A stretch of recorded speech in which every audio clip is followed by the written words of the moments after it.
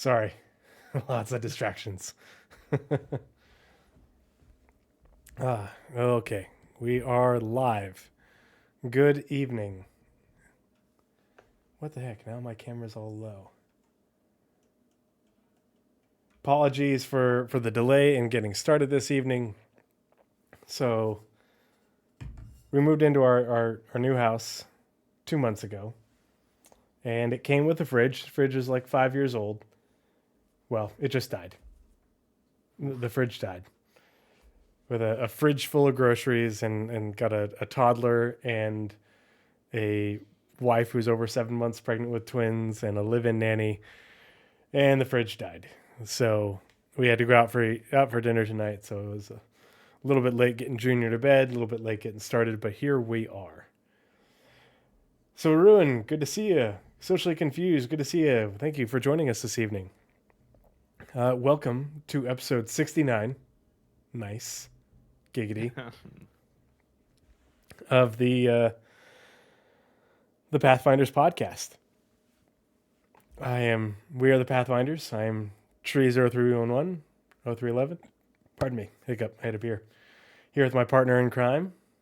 Hello, and I am Nazeris. And we are charting the way through all the nebulous information surrounding Star Citizen, Squadron 42, and their development. And so tonight, we are covering the combined monthly reports for March 2024. And there's some good tidbits in there. But have you had, are you Wave 1? Yes. Have you had a chance to try out the EPTU? Not a whole ton. I've only just been able to see a distribution center while I'm crashing into it. Other than oogling all the UI stuff, not much have I been able to actually test because it's rough.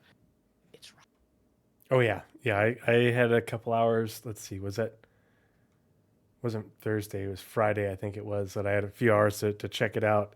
Because I tried on Thursday, and I had just switched to the new launcher, which the new launcher, it looks great. And like the music and everything, and it seems to work really well. And I don't know if it was launcher related, but when I switched over the new launcher and downloaded the EPTU, I was getting a 19K error. And I don't know why.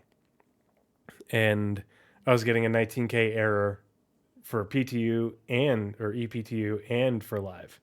And I was like, okay, well, it's getting late. I will troubleshoot this tomorrow. And so I got on to try it again Friday night, and it worked just fine. No issues. Now, 323 is definitely rough, has lots of issues, but what I was able to check out with the UI and the mobiGlass and the map, I was like, okay, this is really nice.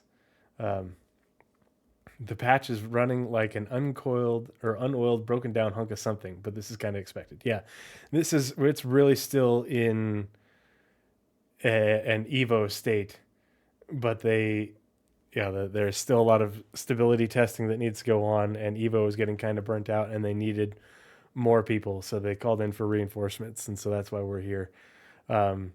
And there's also there's so much that's changed. It is a steep learning curve. Oh my gosh. There's a lot, cruise control is completely changed. Yeah. Yeah, so much stuff has changed. Yeah, that it you really have to have a good chunk of time to sit down with it and really start to relearn everything. Because there's a lot of stuff that, there's new keybinds, there's new game mechanics. Yeah, I didn't have the old and new launcher running together, so I don't know what was causing it. I didn't change anything, but ran it the very next day, and it launched and got in the game just fine. Now, obviously, the game wasn't running great, but I haven't had a chance to check out the new patch that has Vulkan enabled, so that'll be interesting to check out. There was just another new one. With another one. Stuff. Yeah. Oh yeah. Okay. Yep. I know what you're talking about. Yeah. Yeah. So we're like the second patch now with Vulkan enabled. So they've already gotten some fixes and stuff come in. So, or no, that second patch also was them turning off the crash recovery, and I don't know what else they did with the replication layer, because they're trying to identify some issues with it. So they're doing a little cross comparison. Yeah, Gib hangers. Well, so this Friday is SCL with Chad McKinney, all about all the hangar and cargo stuff. So I'm hoping we don't get some bad news, but I also wouldn't be surprised if we get some bad news. And I wouldn't be surprised if it gets pushed to a .x release. So we'll see. I don't know. Because they do still have 4 full weeks to get 323 to live, to then have another week to get 323.1 into live for Invictus launch week. Yeah. The fact that, I mean, it's definitely not unprecedented, North End Trooper. I mean, it has happened plenty of times before where features didn't get added until it went to PTU. So we'll see. Don't know.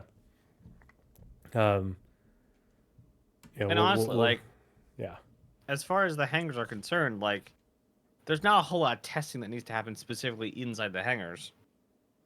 Like, sure, they need to be tested at scale, but there's not a whole bunch of changes between the dev branch and the live branch for hangars. We already have hangars. The only thing they need to test is, does it work on the network at scale? Yes, no. Yeah. Like, we'll see. And it's not like it's a make or break thing. You know, I'm going to stay hopeful, but it's not a make or break thing. Like, if it slips to a .x patch, it's not that big of a deal. Like, it's not the end of the world. It's still coming. It isn't getting, oh, we're going to remove it and then try again next year or something like that. Like, yeah. How many players can fall into elevators? Yeah. I know that's a thing. I had it in ISC, so. Yeah. But the QA team is well learned. Yes, they are, for sure. Other than that, what have you been up to, Naz? Not a whole ton. What have I been up to? Lots of stuff with playing with the org. We're basically trying to get everyone up to full Xenothreat missions. Nice. Had a lot of fun with those. We did a mock cargo run using a ship to buy the commodity and then transferring it from that ship to another ship. Ooh, to science. act like a freight elevator. Mm-hmm. And so we did kind of like, hey, this is what we're gonna have to be doing at post 323. So anyone who wants to do cargo, this is what you're in for. Yeah, figuring out the logistics of it. Mm-hmm. Stacking Learning stuff in the M2 is difficult. Yeah. Yeah, I bet. But yeah, I've been super busy. I had a 24-hour shift yesterday, came off duty this morning, and before that I had 4 days of drill with the Army, so it's been a long 5 days. And then I've got a 12-hour shift tomorrow, and then Thursday through Monday, or my in-laws show up tomorrow, my mother and father-in-law, and then Friday my sisters-in-law show up with their family, and then my mom and my sister and my niece are flying in. Everybody's arriving over the next couple days, because we have our baby shower this next weekend. So I have Thursday and Friday off to get the house ready for all the family to be here for the baby shower, and so it's going to be a wild few days. I'm hoping that I might have a few hours to finally get Phase 5 done. Not finally. I mean, it's only been open for a few days, but I want to get that locked in for Xenothreat, their Overdrive initiative, and not have to worry about it. But it might have to get pushed back another week. It is what it is. We still have plenty of time. So yeah, 4 days of drill. It was a long drill, and didn't even get to do any flying. Had other good training. Like I enjoy the aircraft related academics. I know a lot of people think it's kind of dry, but I love helicopters, so I think it's cool. And it's interesting, and I like listening to pilots talk about systems and maneuvers and procedures and stuff. And I like to be an informed backseater and understand the process, of what's going on. I don't want to just be a what we call self-loading baggage. Actually, that's like I'm gonna have to use that as a term in game. Get off my ship, you self-loading baggage. Yeah. Yeah, helicopters are really cool. Helicopters are basically my life. Yeah. Oh, baby monitor. It's so much lower. Yeah. I wish the Xenothreat stuff or the Overdrive stuff was better. I am very disappointed in the rewards. Not like I was very okay with it being just cool mission plus the F7 Mark II. I was disappointed because we're fighting against Xenothreat, and the prize you get is to walk around like a Xenothreat. Yeah. And like wearing Ninetails armor will get you shot. So wouldn't wearing Xenothreat armor get you shot? Get you shot? Yeah. And if you're playing as the good guy who takes on Xenothreat, why would you want to wear the armor of the it's one thing like later on in the game if we're trying to infiltrate Xenothreat and do an infiltration mission. But it doesn't do you a whole lot of good right now if you did the mission and like that's the rep you wanted. Yep. I think Soren? Sure. Either way. I had the same idea. Like, if they give us armor mannequins for the hangars, then we can display it saying, look, I took out a whole bunch of Xenothreat, and that's, like, these are my trophies. Kind of like being a trophy hunter, yeah. Yeah. And, like, that makes sense even for the Dusters, with the Duster faction armor coming in. Like, but as far as a reward for doing these, like, super in-depth missions where you have to team up, I would like them to say, hey, we're just going to, like, bake in some reputation somewhere. Like, where's reputation hostilities coming in? But, like, I don't know if they have the back end yet to actually track the reputation bit. Yeah, it's... like, that would have been great. Give me all the CDF. Like, give me, like, some special event-bound...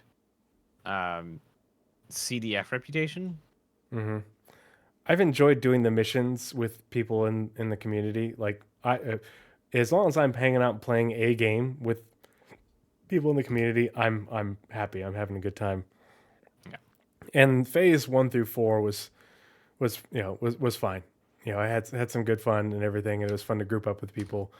I have not tried phase 5, but I've heard that it is definitely very rough in terms of how well it functions and if you can even get it. They extended it out so that more, you have more time to do it because of the issues with it, and they're working on getting it fixed. But I'm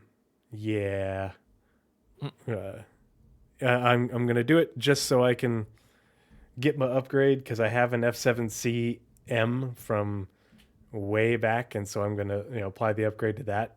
But other than that, it's like it's fine. I think it's another one of those things where I think the best thing to come out of it will be the lessons learned for the devs and the ways that they can improve going forward and the things that they know that they need to fix, and especially with the mission system and how all those things work. But yeah. A lot of the missions were you could technically do them solo. I don't like playing solo. It's not really my thing. I will, I'll occasionally play solo and do my 0 to hero stuff, but I'm really more of there's a reason there's a giant section in my Discord for co-op games and why we have co-op game nights. Cause that's my bag. That's my cup of tea. It's what I love about SC is, multi-crew gameplay and working together with people and doing stuff together. So, let's get into the monthly reports. Yeah. So I'm gonna go ahead and switch screens. Sorry, I am all sorts of discombobulated because I got off work this morning after a 24-hour shift, and then I had to go to Home Depot and pick out a bunch of stuff because I had to fix a leak in the drain of our sink in the laundry room, and dealing with tax stuff and all that, and then trying to deal with our home warranty to get some money. At least we're getting a good chunk of change going towards getting a new fridge. But the new fridge doesn't arrive until Monday, which means I have to go to our old house that is still on the market, steal a fridge from that one, and borrow my own fridge for 5 days to use while my family is here for the baby shower. And then Not ideal. The new fridge will arrive, and I'll have to take all the food out of the old fridge that I'm temporarily using from the old house, put it into the new fridge. Luckily, when they deliver the fridge, they'll take the dead fridge out of my garage. But then I have to then load up the fridge from my old house back into my truck and take it back over to my old house and put it back in there. Oh boy. Yeah. All that so I can have a fridge for 5 days, because there's no way we can go without a fridge for 5 days when we have a house full of family coming to visit and an event in my backyard, which I also have to do all the yard work for to get it ready. Boy. Yeah. Thursday, Friday, I'm going to be wiped the F out. Yeah. Sounds like cargo gameplay. Yeah. Oh, God, I wish I had a two-headed tractor beam. Where is what's the actual nomenclature for the industrial tractor tool? It has an actual name, doesn't it? I always forget the name. Oh, probably. Oh, God. I love that tool, and I always forget the actual name for it. But, yeah, where is that thing when I need it? Luckily, I have a buddy who's going to come help me on Thursday to load it in my truck and then unload it into the house and everything. It's a is it half an hour driving max across lift town. tractor beam. Yeah, max lift. I need that. I need a max lift tractor beam. I need a max lift tractor beam that I can then put on a tripod to hold my kid. Be like, he's like running to go grab something, and I'd be like, nope, yoink. Yeah. Okay, let's switch screens and get into the monthly reports. Are we? Right, I need let's to be see. just It right back starts because allergies. I'll be right back. Okay, I will start reading the beginning stuff.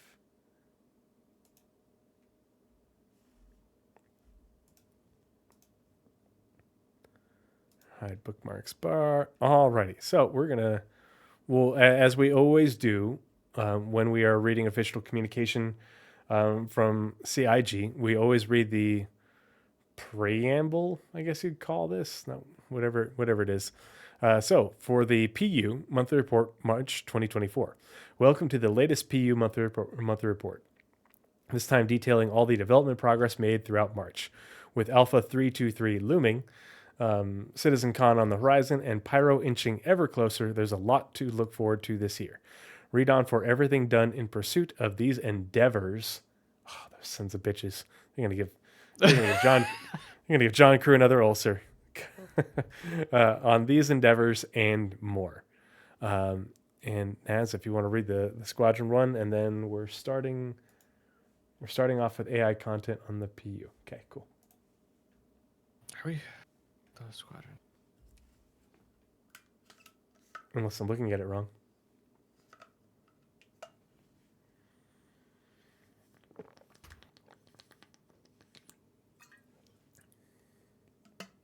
You're not looking at it wrong, but somehow I colored it wrong. That's the squadron report. Oh. I don't know how I managed that, but OneNote was giving me all sorts of errors today. It's just the wrong color. All right, on the squadron side, welcome to the March Squadron 42 development report. Enclosed, you will find the details on the latest progress made across the campaign, including planetary tech, ship behaviors, and fluff terminals. There we go. I'm like trying to say fluffy animals. Thank you for your continued support for Squadron 42. Sincerely, CIG Communications. Abstract. Thank you, Octavian. You're right. Yes. That is the right term. Coincidence operation has to leave the long ones. I think we both got there's a really odd artifact that happened with graphics and programming. Mm-hmm. It's in there twice on the squadron report. Huh. So there are 2 graphics and VFX programming categories on the squadron report. Specifically 2 different ones. They're completely different sayings. I wonder if that's meant to be. That is weird. Huh. So we have graphics, VFX programming, and planet tech on the Star Citizen side, and then a little bit on the squadron. Well, it was combined, but I forgot to actually note the combined bits before it was too late, so I'd have to actually redo almost the entire thing to figure out which bits are combined. And then we have another VFX category specifically in Squadron, so it's very strange. So that's all Tree. I gave Tree all of that. Though I do think I ended up with gameplay again. Oh, see, I wonder if it's because. I wonder if they accidentally broke it up because it's graphics, VFX programming, and Planet Tech on the PU side, but on this side they call it graphics and VFX programming, and then again but it put still that has in Planet there. Tech. But it still has the Planet Tech. I wonder if that just isn't even supposed to be there. Oh wait, I wonder if they accidentally copied it. Is this the same bit as it was from the monthly report from February? I just noticed that it says throughout February. Oh yeah, it must just be. It's going to be a little confusing. While you take the first thing, I'll go check it. Okay, interesting. That Planet Tech bit is the part that I'm, even though it's not like super illuminating, the fact that they're talking about it has me excited already. Yeah, you did your part, Octavian. Thank you. So we are starting on the Squadron 42 side. Okay, so AI content, Squadron 42. This is just on the Squadron side. In March, AI content made improvements to interactivity aboard the Javelin Gauntlet. The Gauntlet is the one that we see in the intro video with the bagpipes that you zoom in on. That's the one that you're serving on at the beginning of the Squadron 42 campaign. That's the one that Gillian Anderson is the captain of. Gillian Anderson is Admiral Bishop's daughter. By introducing dynamic conversations, greetings, and I'm busy dialogue for NPCs. This was in response to playtesting as it became evident that players sought closer interactions with NPCs, prompting the integration of reactive responses. To me, it sounds like they have been much more focused on the Idris, the Stanton, that you are primarily aboard during the campaign, and which makes sense.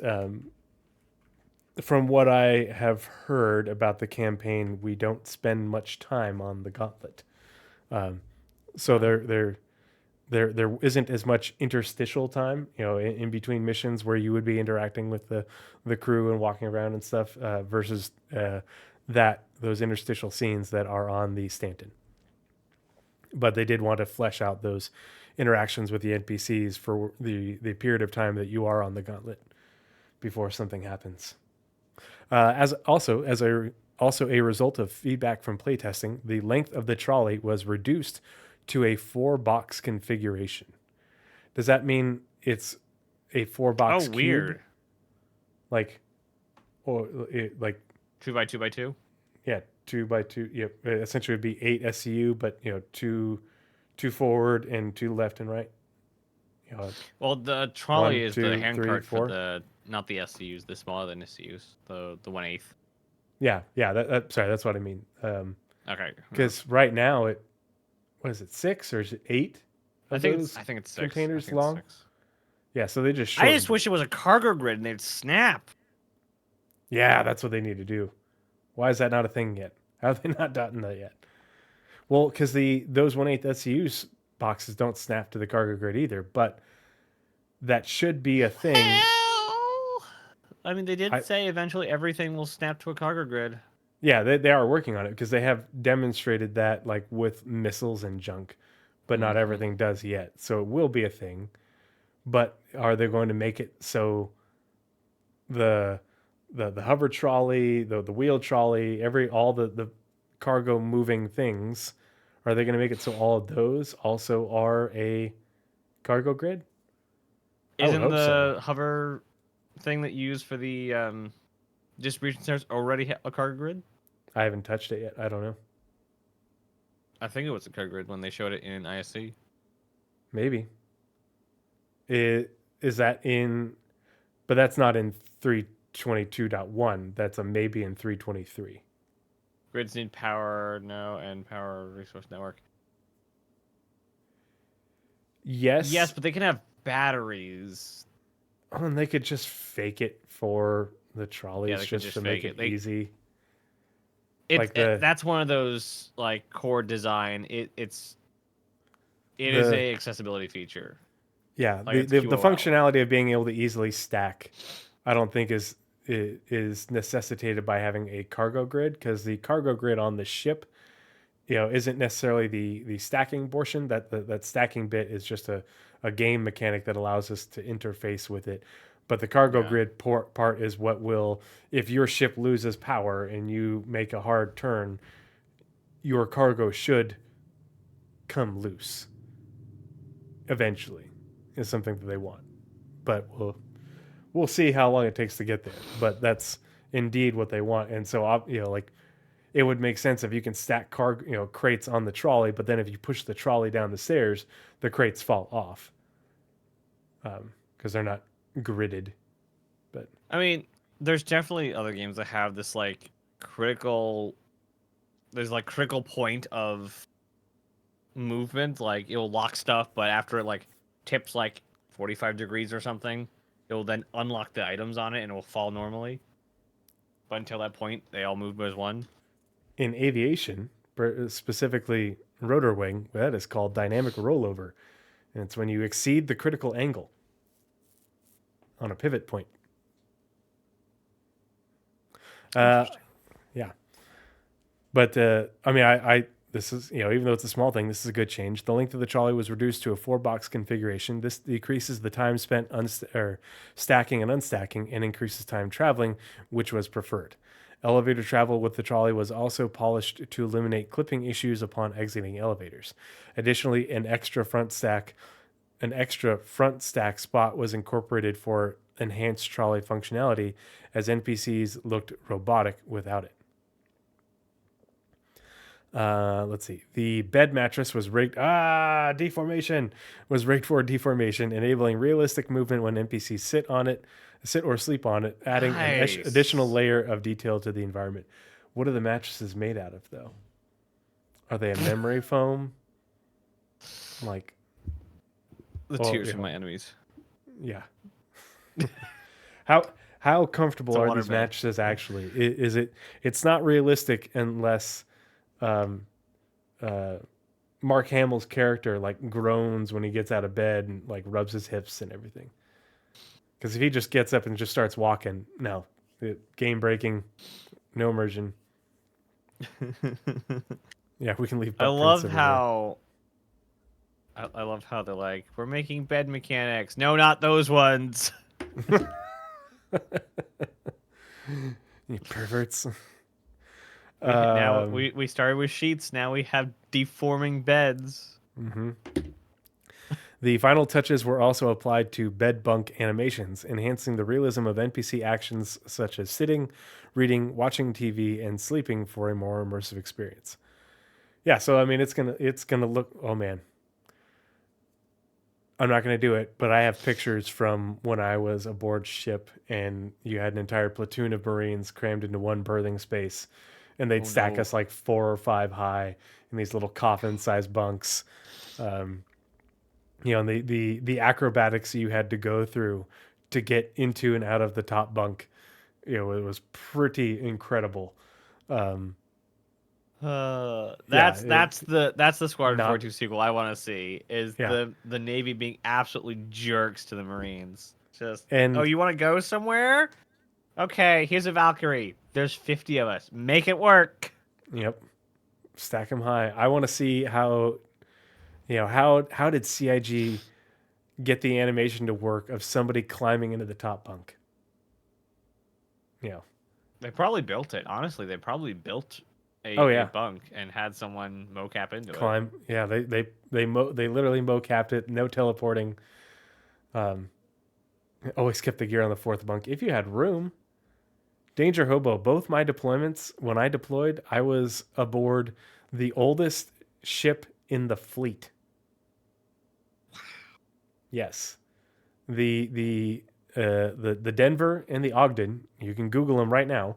But they've both since been decommissioned. They were decommissioned like immediately after my deployments.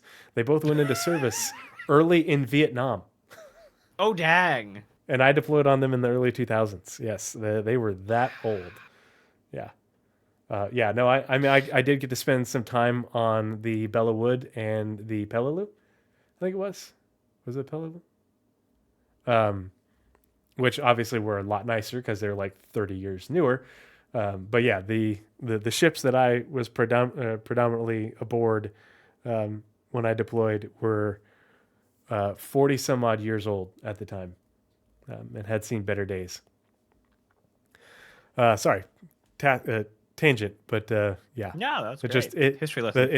it's those immersive those things about being aboard ship that really get me, waxing nostalgic and thinking about that. And because like I have lived this experience that they're talking about, but on a much more crowded ship. Um, NPC interactions with wall-based buttons, such as those calling for elevators, can now accommodate 45-degree approaches, kind of like the elevators that we use going into and out of our hangars. Furthermore, AI can carry boxes and press buttons simultaneously. I wonder Yay. what did that look like when they couldn't do that? They had to literally drop the box and then do it. Interesting. And do you see them like holding it and they're like, I hope like so. trying to I hope like the trying to unlock your specific door animations for it. with arms full of groceries or something. I hope they're very refine specific animations. Yeah, exactly. Yeah. Refinements to scripted walking behaviors within the ship's corridors are ongoing to ensure NPCs move convincingly while avoiding critical scenes. Yeah, because they don't want the where you're in the middle of your because the cutscenes are, what do they call that? Where the cutscenes are live, like the game is still running around you. Real time cutscenes. Yeah, they as far as I understand, they're real time cutscenes. So like NPCs, um, if they didn't do this, the NPCs would walk right through your conversation, and now they have manners. There's a lot of games that have problems with that, Oh yeah, and like CIG has The- taken note, and yeah. Some of the clips from Red Dead Redemption, which CR played a lot of, are hysterical. Of the ways you can fuck up with a real time cutscene, and it's just amazing to me how, yeah. Red Dead Online has slight stillness, Silliness. Yeah, Sure. you can totally screw those cutscenes. It's hysterical. Yeah. I love the fact that people took the time to figure out how to do that. It's like, man, I wish I had your job, but.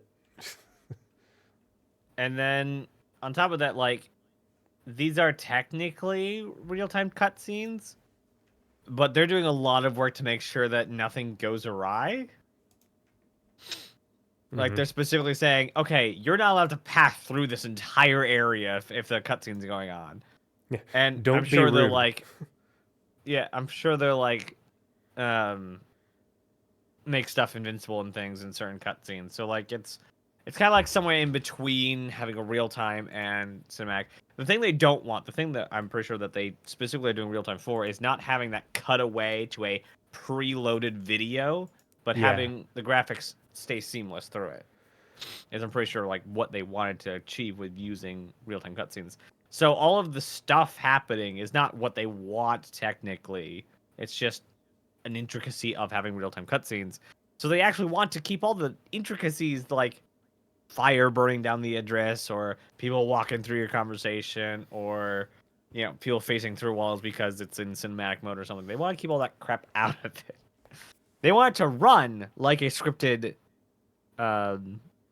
cutscene, but look like a real time cutscene. So, Stacking 100 explosive barrels behind Mark Hamill, then cue the cutscene. Who the hell are you? Boom! I'm pretty sure that's gonna be on Rails one. Yeah. You unleash a pack of Copions into the Stanton, and then cutscene plays, and the NPCs are screaming and being mauled in the background while, you know, you're having It'd a be funny if conversation. there was if you would fly into an area. Oh, like the where when you find the first Starfare in the coil, Mm-hmm. just unlock thrusters and dive into it. It starts doing that cinematic pan, and the gliders.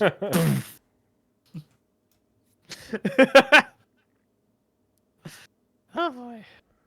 All right, so I guess we're on to me with AI features. And it starts on the PU, right? AI features. We since we're And well, I guess you're flipping over. Yeah, we have both. okay.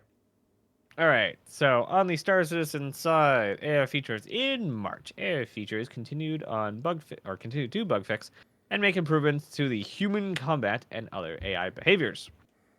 A quote from the AI feature team: "One particular bug threatens to become the new standing on chairs issue, a bug that has a lot of individual cases, so can keep cropping up in different situations. So, like with that issue, we adopted a belt and braces approach that should eliminate it even if new causes crop up in the future." AI feature team. So, they had a problem that was many, many, many little things and not just from one place was happening. And belt and braces, as far as I know, is basically fix what you can and then shore up what you can't to make sure that nothing else touches it. Yep. And then on the squadron bit, yeah, it is different. Okay, on squadron, March saw the AI feature team continuing to iterate and polish features for specific level scenarios. We also worked through some technical debt, refactoring the AI weapon system to remove bugs, simplify the code, and make development of new functionality and features easier. Neat. Neat. Aether Drift, we don't have any official lore on the Copion or the Martok. Not Mart, is it? Marok. Not Martok. Marok yet. So I will wait. I'm sure that the narrative team will address that. But yeah, the what Socially Confused said, I would not be surprised if they were human introduced, because they have talked about in the past how, as part of um, Terraforming? the terraforming process is creating new species of flora and fauna, but also introducing compatible Earth species. Um, Or not so Earth. For instance, yeah, the or Kazu Racer, yeah, which is exactly. the universal cow now, Hmm. came from Terra. Yep. Yeah. So that is actually one thing I'm really looking forward to, because I imagine for like I imagine for the Galactopedia update for when 323 goes live, for that month, they'll add articles for those two creatures. So I'm very looking forward to reading about them. Okay, so next is me with AI tech, and it starts on the PU side. We'll do that. Okay.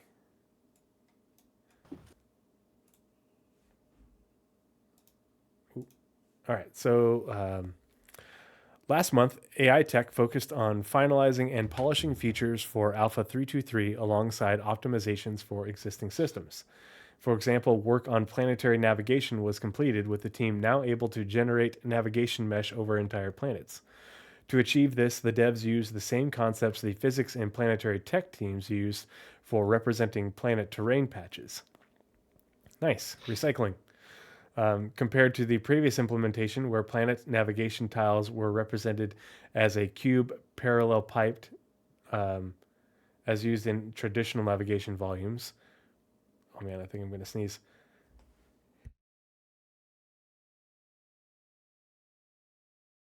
Just one sneeze. Um,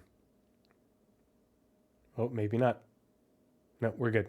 The new method uses a volume with a skewed square rhombus base. While this brings new challenges, such as how two neighboring triangular navigation tiles will connect, it allows the navigation mesh to be generated everywhere and on all types of planets and moons.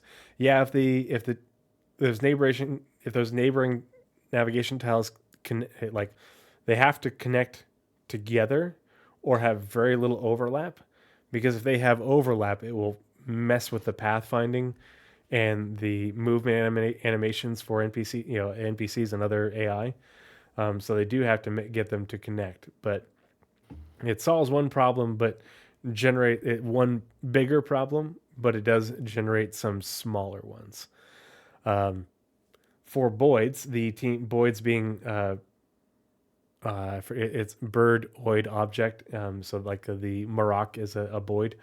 The team continued to implement new rules and finalized synchronization between the server and clients.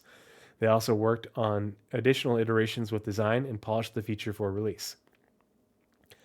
AI Tech iterated on new ship behaviors with design with the aim of greatly improving the AI combat experience, which, from what I have been reading, the ship AI, the ship combat AI, has been given some steroids and is on the higher difficulty bounty missions is a lot more challenging. And a big part of this, and one thing that everybody skips over when it comes to master modes, is part of the reason for master modes is to be able to narrow that skill gap. Like, great pilots can still be great pilots, but it's the barrier to it reduces the barrier to entry for people to become marginally okay, passably good pilots, compared to what we had before. That is the goal. It's not lowering the skill ceiling; it's raising the skill floor, for new people to allow the game to be a bit more approachable. Lowering the skill floor. Yeah, we're lowering the barrier to entry, but it's closing the gap, and so it's raising the skill floor, but with a lower barrier to entry, if that makes sense. Rather than lowering the ceiling, you're raising the floor. It's a rising tide lifts all boats thing. But the other part is you could not make AI that were competitive with the old flight model. They were never going to be able to make AI be able to do what Avenger 1 can do with the old flight model. And so you would never, because it was exploitation. They were Yeah. exploiting the old thing, and that's not what the AI is not able to do that. Mm-hmm.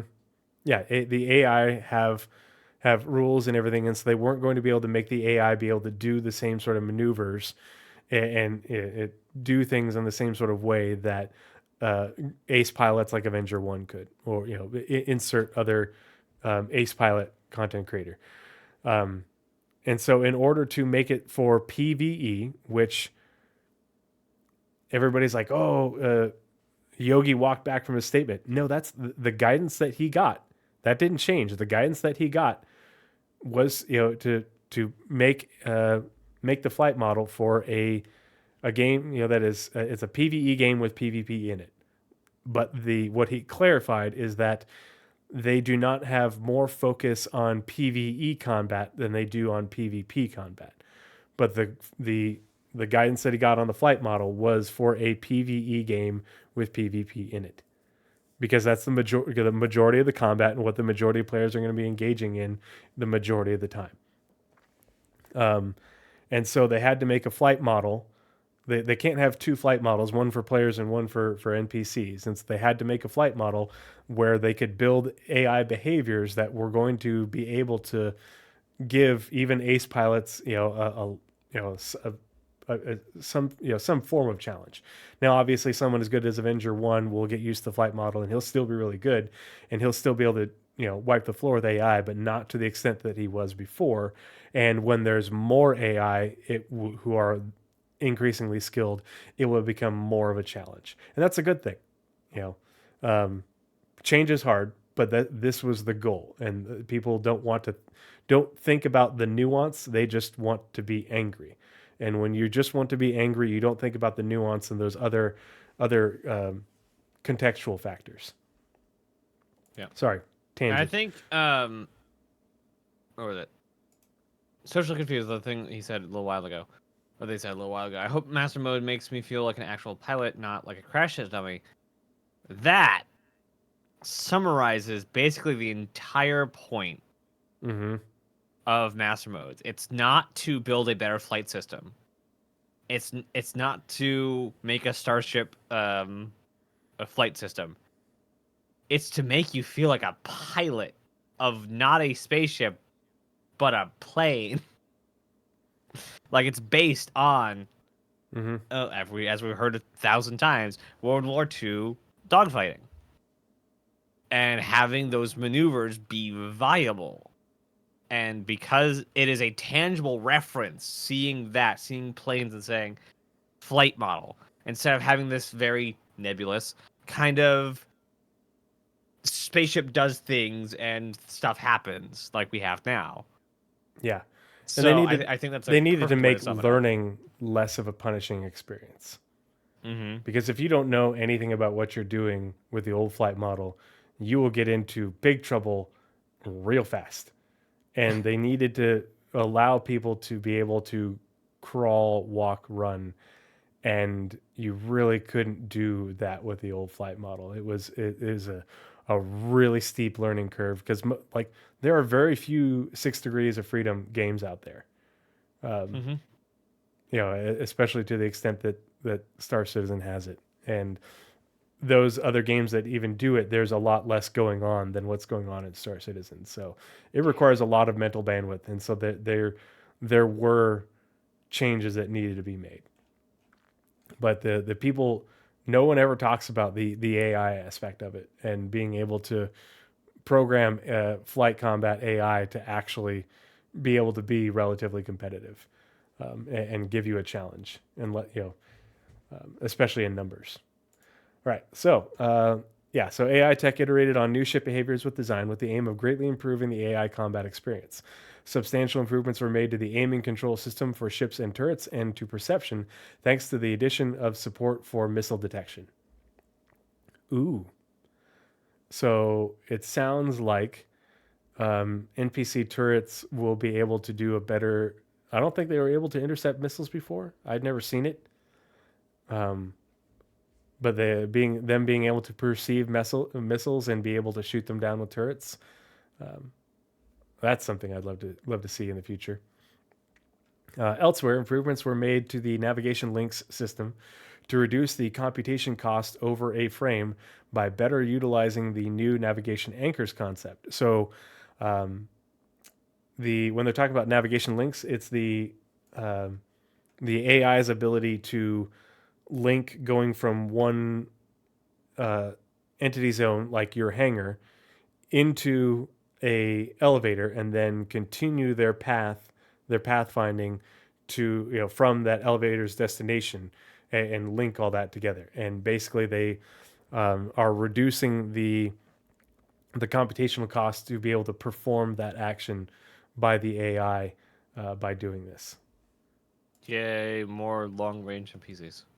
Yeah, them being able to do the full range, them being able to pathfind just like we do, and navigate through elevators and other the transit systems. It'll be a wild experience if they can ever get NPCs to be so mobile and cheap that wow, specifically the first day, but the morning, like have one events have a close and open time. So like let's say the IE is going on Bevek. There's a time when in each region the event center will open and will close. Mm-hmm. And so you'll see the ebb and flow of the entire landing zone because people will wake up and flood into the convention center, and then it'll dwindle out over the day, and then the last people will rush out as the event closes, and that kind of like people simulation. If they can get NPCs to subsumption cheap enough and Yeah, to get pathfind cheap enough. pedestrian traffic feel realistic like that, with times of day and events and other things going on, you have more people, heading down to the commons to go to Wally's, and at certain times of day, and Other times of the day, it's more dead because it's only a handful of people are going to be drinking at 10 a.m. That sort of thing. Those are the people we want to be friends with, though. Uh, but that's what the improvements to the navigation link system is, because that is a probably a pretty computationally intensive thing, and if they want to be able to have a lot of NPCs doing that, then it needs to be fairly efficient. On the AI tool side, the team continued to improve and iterate on Apollo. This included Apollo is the AI subsumption tool, the tool that the AI designers use for subsumption AI. This included implementing a new version of the sticky header tree that shows a better representation of files folders with behaviors and missions. So on to AI tech on the squadron side. AI tech fixed bugs and made small improvements to NPCs using elevators and using trolleys to move boxes. So I'll trolley work this month. Yeah. And we always think about the elevators and stations and landing zones, but we have to remember that for Squadron, this is most likely them being able to use trolleys and move crates back and forth between the hangar and the cargo deck on the Idris, and also being able to move cargo along in the Javelin and what have you. These are important things because in order to make life on the ship feel realistic, there's going to be people pushing crates around in order to resupply areas and move things from the cargo area to where it needs to be throughout the ship. It's just a constant flow when you're aboard ship of containers being moved around, and there's little elevators in Navy ships that are just specifically for going up and they are literally freight elevators aboard ship for moving cargo between decks and equipment. And if you remember from the Idris videos that we got from when people were boarding the Idris, you can go and you can see the cargo area, and it's expansive. It is big, and where the elevators are, and those elevators are quite large. So they also progressed with the major task of improving and polishing NPCs driving ground vehicles. Oh God. Which involved adding a new path follower for driving movement requests. They also implemented an improved controller system for vehicles by utilizing 2 PID controllers to control steering and requested velocity. Now NPCs will stick closer to the designated path without overshooting during turns. Yeah, they don't want them going up onto the sidewalk and running over a bunch of pedestrians. The next step is 150 points. The next step is iterating on the collision avoidance system to work as intended when NPCs need to avoid other ground vehicles or characters. See, I wish for, like, when they're describing all these things, it's really good that they're working on all this to give us a really great experience and not only an immersive experience in Squadron 42, but all these behaviors are going to make their way into the PU and to make for a really, a very as lifelike as possible PU when it comes to these sort of behaviors. But I want to see the blooper reel for what this looked like before they went in and did this, and how these scenes looked with these NPC driven vehicles colliding with one another, and going way out and doing these wide turns instead of sticking to the path that they're supposed to follow, and what were the consequences of all this? How many times did the player get sideswiped by an Ursa rover? Like when you see a very specific sign, your first thought is, what happened? Hold on, that is oddly specific. Yeah, exactly. Yeah. I don't even want to think about that. That is it for AI tech for the PU and then Squadron 42. And now we're starting off with animation. Space cows! Space cows. Space cows! Apparently, they are working on them. They're for some reason these were just the 2 test creatures. So, Yep. Space Cows. On the animation side, animation PU, the animation team has been working on the Space Cow, a medium-sized bird, a predator-like wolf creature, as well as several new vehicle entrance animations. New vehicles. Ooh. But yeah, New the vehicle animations. Remember, entrance animations are very reusable. Mm-hmm. Like they've used a lot of them a lot. They use the overlay system for animations to take a existing entrance and just say, okay, but tweak it a bit. So the fact that they're having new types of entrances are interesting. Yeah. Maybe Titan. Mm. Because that would be an entirely different type of entrance. It'll be interesting to see what kind of animations and behaviors the cow does. And Ragdoll. Yeah. The Ragdoll. And what does the animation look like for harvesting the egg things or milking the Kazi Gray? How does that all work? Does it also milk? Does it milk an egg? I don't know. Is it an entire omelet?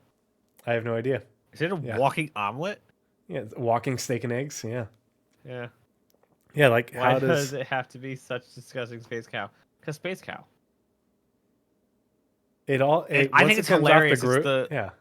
Once it comes off the grill, it all looks the same. Yeah. Like it's one of the very few creatures so far in around Star Citizen that wasn't digitally or genetically enhanced somehow. Like on the opposite side, there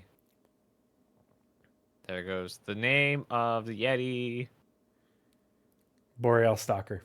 Boreal Stalker is a completely designed predator. So we just found the Kazi Grazer on Terra, like, I'm gonna take that. And then I'm gonna eat it. Yeah. And then for Microtech, like, hey, we don't have any predators. We're gonna build one from scratch. Yeah, it is very much the GIF from Jurassic Park of your scientists were too preoccupied with whether they could without thinking about whether they should, because they built a massive apex predator that now dominates the wilds of Microtech. As fun as I think it would have been and funny to see them pull a cow into the mocap studio, I don't think they actually pulled a cow into the mocap studio. Called PETA are terrorists. I would never call them unless it was to like rat them out to the FBI. They bomb boats. Like PETA literally bombs boats with people on them. Yeah, they're not nice. So they take the whole protecting animals thing into the other direction where they'll kill the person, save the animal. And most times, or not most times, a lot of times they take it to specifically harm the human and save the animal. They go out of their way to harm humans. Mm-hmm. I do hold animals in a very high regard. And that's why I can't watch commercials with sad puppies. But I still view them as they are a lesser creature than humans. Humans have intelligence. Humans have much more complex emotions. As terrible as they are, if you had a choice of a burning building to save a human or a child or a puppy, you save the child. Well, what do you mean, well? I don't know. I have a child, and I'm like, whose child is it? Doesn't matter. It's somebody's child. Exactly, somebody else's child. Where are they? Oh my god. This is why you're a medic and not a fireman. I used to be a firefighter. No, gosh. I got out of being a firefighter because I enjoy medicine more, and firefighters, by and large, don't give a shit about good medicine. Yeah. Continuing on. Let's see. Squadron 42 animation. Last month, the team worked on. Animaniacs. Oh boy. You know, I don't know if I ever actually watched that show. Yeah, it was a long time ago. It was definitely around at the same time I was watching TV, and it's like around again. I just don't know if I actually like was anywhere near it. There was a lot of like Looney Tunes stuff I missed in that kind of like era of animation things. Anyway, last month the team worked on animations and design for multiple story scenes and background elements, including life aboard the core ship on various space stations. But the team worked on animation and design work for multiple story scenes and background elements, including life aboard the core ship and on various space stations. Aha. Progress was also made on EVA, combat animations on various enemy classes and assets and design for utility functionality. Yes. The team are currently improving AI leisure on the core ship and working towards a final result for the first two dressing animations. That's a new term, the core ship. Yeah, when they say core ship and then core ships. Core ships. Yeah. Oh. So I'm guessing they mean the Idris, the Javelin, and the Bengal. If they I would are think it saying would ships. include Gladius. Well, the AI leisure. Oh, I guess you're right. Yeah. Core So. ships, huh? Mm-hmm. I guess it's like the named ones, not if you like visit other ones during the story. Yeah, like where you're going to be spending your interstitial time while you're assigned to those. Yerp. Elite surrealist humor. That's a string of words. That is a string of words. All right, back to you for art caricatures. Character art, and that's on the PU side. All right. So, art characters. In March, the character art team completed a range of branded racing flight suits and continued working on a range of them. I wonder if we'll see those in 323. Has there been Now, any I have indication of one that? ask for these. I have only one ask for these. Make it tied to reputation, and make them not buyable. Yep. I want to be able to like, and I don't know. I want a whole courting sponsors system in the game for racing. I really, really do. Oh, that'd be cool. You get their sponsorship and their logo appears on your racing suit or whatever, or you can put it on your ship. So because they don't have a customizability like that yet, what I would say they could do is you get good enough in reputation with racing orgs, and then you get a mission to go do like trials for sponsors. So you'll get like 5 sponsors show up at once you reach like level 1. And you go like say I accept like the Kovalex trials. And after you finish them, the other 3 or the other 4 will disappear because you went with the one. And then they'll give you access to a special item, being their branded either skin for the ships or flight suits, as they're working on here. And that'd be a way using current mechanics to give you sponsored logos as you are doing racing in the game. But CIG does not employ me to make designs. So ideas are here, not there. But yeah, moving on. I like it. I'm down. Oh yeah, so racing flight suits and continued working on outfits for the Headhunters gang. The character concept art team began exploring specialist armors and worked on handoff sheets. Specialist armors. They noted they talked about that at CitizenCon. Medic. Yep. Medic. Medic. What was the other one? Medic. Medic and stealth, I think, were the 2 specialists they said that they would talk about. Yeah, that sounds right to me. So what I want for the medic is I just want like a giant tank of the green goo for the med gun, and a giant pipe into the med gun. Infinite healing. I also Yeah, want it'll be an interesting how anti-healing they. gun. It'll be interesting to see how they make that work out. With the how That's they what we need. make it We so need that some good it old-fashioned skeletons in this game. well because they're gonna have to change the item port system to make it so that way like you um you'll have to do something in order to make it so that way like this medic can hold more of these medicines or whatever on their armor or things on their armor where where a combat suit can't do that or has very little ability to do that. I mean, aren't But med it's not pens a a specific type of port? yeah they are. But that's the thing is if it's like you can carry 4 med pens on medium armor right now.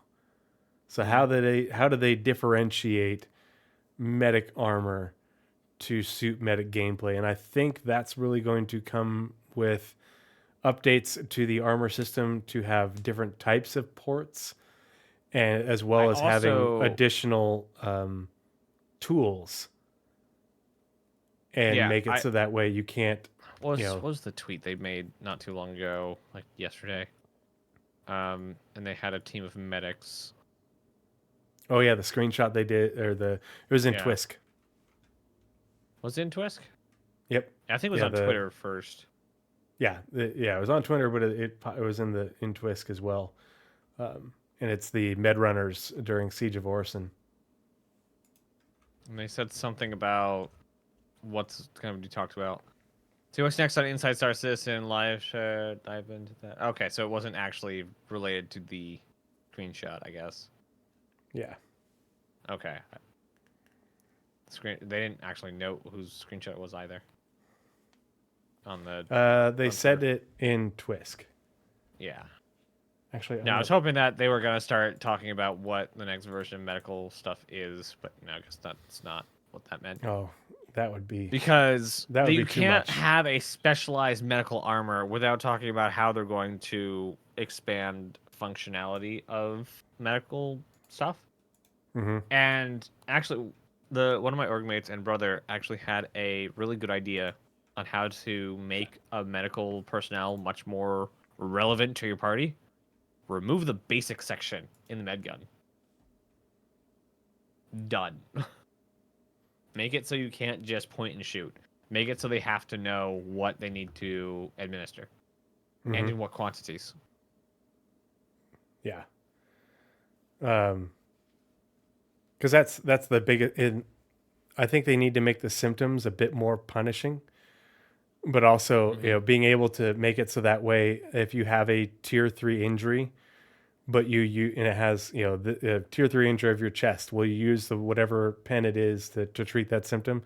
If you use the pen, you're giving this much drug and you only need this much to treat the symptom, and so that Yeah. means you have very little blood drug level like have the med pens drastically increase your blood drug level so that Yep. way it incentivizes you to use the paramed device and On then advanced. on advanced and use it appropriately in order to dose appropriately, because that's that. And I've talked about this when we've done segments on my thoughts on medical gameplay before, but what they have created is a system of pharmacokinetics in the game. This is a real concept. I teach this to critical care nurses and critical care paramedics and physicians. I teach critical care pharmacology. And so what we have is a very rudimentary system of pharmacokinetics for these limited statuses and limited medications. Now you don't need to give like 1,000 different statuses and 1,000 different unique medications. You have to give us the feedback to know what handful of medications you need to use to treat which symptoms and how to use them appropriately so that way you aren't getting above that blood drug level, which is what we call toxicity in medicine. So it is the foundation of the system is good and the foundation of the system makes sense. you just have to incentivize players to use said system, because and I'm going to go on a bit of a tangent right now, but with injuries, and the way that injuries are meant to scale, if you get hit a few times and then you take a tier 3 injury, okay, somebody treats the symptom, and you're back up and running, but you still have that tier 3 injury. It didn't make the injury go away. You haven't been healed. You've just gotten ibuprofen for the pain of your bruised ribs, but you still have bruised ribs. So then you get shot again in the chest a couple more times. Well, now you have, maybe now you have a broken ribs, or something like that. Your lung itself is bruised, and now you have a tier 2 injury. Okay, and now you have tier 2 level symptoms, and you need to treat that. And it's all this stuff is meant to stack. But if you are just shooting up pens, it's kind of like how, if you give an EpiPen to somebody having an allergic reaction, it's a good chunk of Epi. It's a lot. It's a big old slug of Epi. It is not a finely chosen dose. When I normally give epinephrine to somebody whose like heart is upset and is not beating very strongly, I give a small fraction of that. That's how potent that is. And that's an example of pharmacokinetics. And you're essentially giving an EpiPen to somebody when you use the hemazole thing. You're giving a mix of Epi and like packed red blood cells. Well, if you don't need all that, then it can have negative effects. But then if you get another injury, okay, but now if I give you this EpiPen, or if I give you this pen, I'm going to overdose you because I gave you too much on the previous side. And if you overdose someone, then they become incapacitated, blah, blah, blah. So they need to encourage people to plan to treat injuries, but also to plan to, and think about this stuff like, all right, so maybe I won't treat the tier 3 injury, but I'll treat the tier 2 injury because that's more important to me being able to get out of this alive, and I'll just have to deal with the symptoms of the tier 3. And then having your plan for, okay, well, am I going to, are we just going to evac bad to the nearest station and use the tier 2 bed there? Or do we have a medical ship on standby to come and heal us on site, which will be more expensive? But it's a good system. They just have to incentivize players to use it more often, and they have to neuter, or not neuter, but they have to confine the use case of the MediPen. It really just needs to be to stop bleeding, essentially restore your some of your lost blood, and give you like a short duration energy shot to get you through, because that's really what it should be, is just for if you are downed to get you back up. And so like there's a lot that they can do to incentivize it more, but this is a great shot. This is super cool. That's why I love this. I'm really looking forward to more medical gameplay, but I think they not only need to be the paramed device needs to be for giving medications, but not for performing functions. And so if they need other devices that you need to use in order to. It's one thing to treat a symptom. It's another thing to restore functionality. So if you have a broken leg, all right, sweet, the pain's gone, leg's still broke, and I would like to see some sort of sci-fi device for restoring function to you, at least on a temporary basis, for different things. And so that way you have a reason to take these 3 devices with you on your medical armor that you can't carry on regular armor because they're an integrated portion of that armor, something like that. I don't know. Splints, something for restoring suit integrity, whatever. I don't know. Tangent. Yeah. Sorry. Yep. It's a big deal to me because they have advertised quite heavily and spoken extensively at the level that they want medical gameplay to be, and what we have is tier 0. And a lot of people think that it's really good. I'm like, they're just getting started. And it's not really good. Yeah. Scum is good. Some of the mods for Arma are really good. There's just a lot more they can do for it to give it more nuance and depth, and to incentivize people to use it, rather than just freaking backspacing. Still, I mean, that's a whole different issue. yeah. That's just incentivizing or de-incentivizing death itself. Yep. So that was character art, and so on to you, and that's only on the PU side. Yep. Okay. Yep. So now on to everybody's favorite section, ship art. And this one's a doozy. So, March saw progress on the RSI Zeus gray box was completed, and all functionality has been validated. What the heck are they smoking over there if the stupid Zeus is done? Holy crap. Well, and they don't specify either, and that's kind of weird because, like, when they're going through with the spirit, they're telling us which ones they're working on. And so, are they just, when they say the Zeus gray box is done, are they talking about the common areas for all the Zeuses and the commonalities? I would imagine or... so because of what they talk about later on in the paragraph. Mm-hmm. With the ship currently in the beauty and polish stage, habitation in central hallways made significant progress and approach completion. While the cargo hold continues, actually, this does sound like they're talking about a specific one without saying a specific one. While the cargo hold continues to progress with loading ramp and main piston structure, improving rapidly as well as ramp interior and exterior. Landing gear is nearly complete, and overall exterior continues to progress too. That does sound like they're talking about one specific one. It sounds like they're talking about the Clipper to me, the cargo one, and that's what I hope they're doing. A lot of people have said, well, a bounty hunter, because combat and Invictus Launch Week, and I'm like, screw you. well, and like, I am enamored with the bounty hunter career eventually, but they have been teasing Bounty Hunter V2 for years, and we haven't gotten Bounty Hunter V2, and until they do that, I don't want to see another Bounty Hunter ship, because otherwise it's just another combat ship with functionality that isn't in game.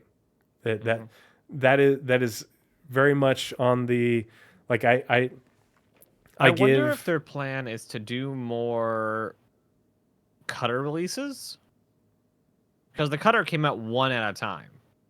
Yeah. Hey, Victor, good to see you. So I wonder if they're going to bring one ship to complete, and then throughout the rest of the year drop the other 3 to 4. Yeah, not 3 I mean, 2 to 3. That's kind of how the Spirit worked, because the A1 came out at Invictus Launch Week, and then the. That being said, that makes sense that it would be the MR first. Yeah.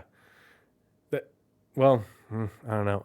I would be disappointed because like with the raft, everybody complained about the raft because they're like, it's the Clipper, but I don't remember what the I thought there was a base one. ES, I think, was ES.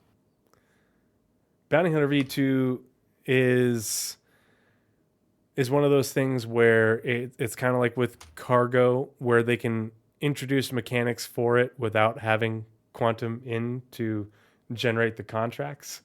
They just wouldn't, like, it wouldn't have the sort of circle of life, essentially, that they had talked about before.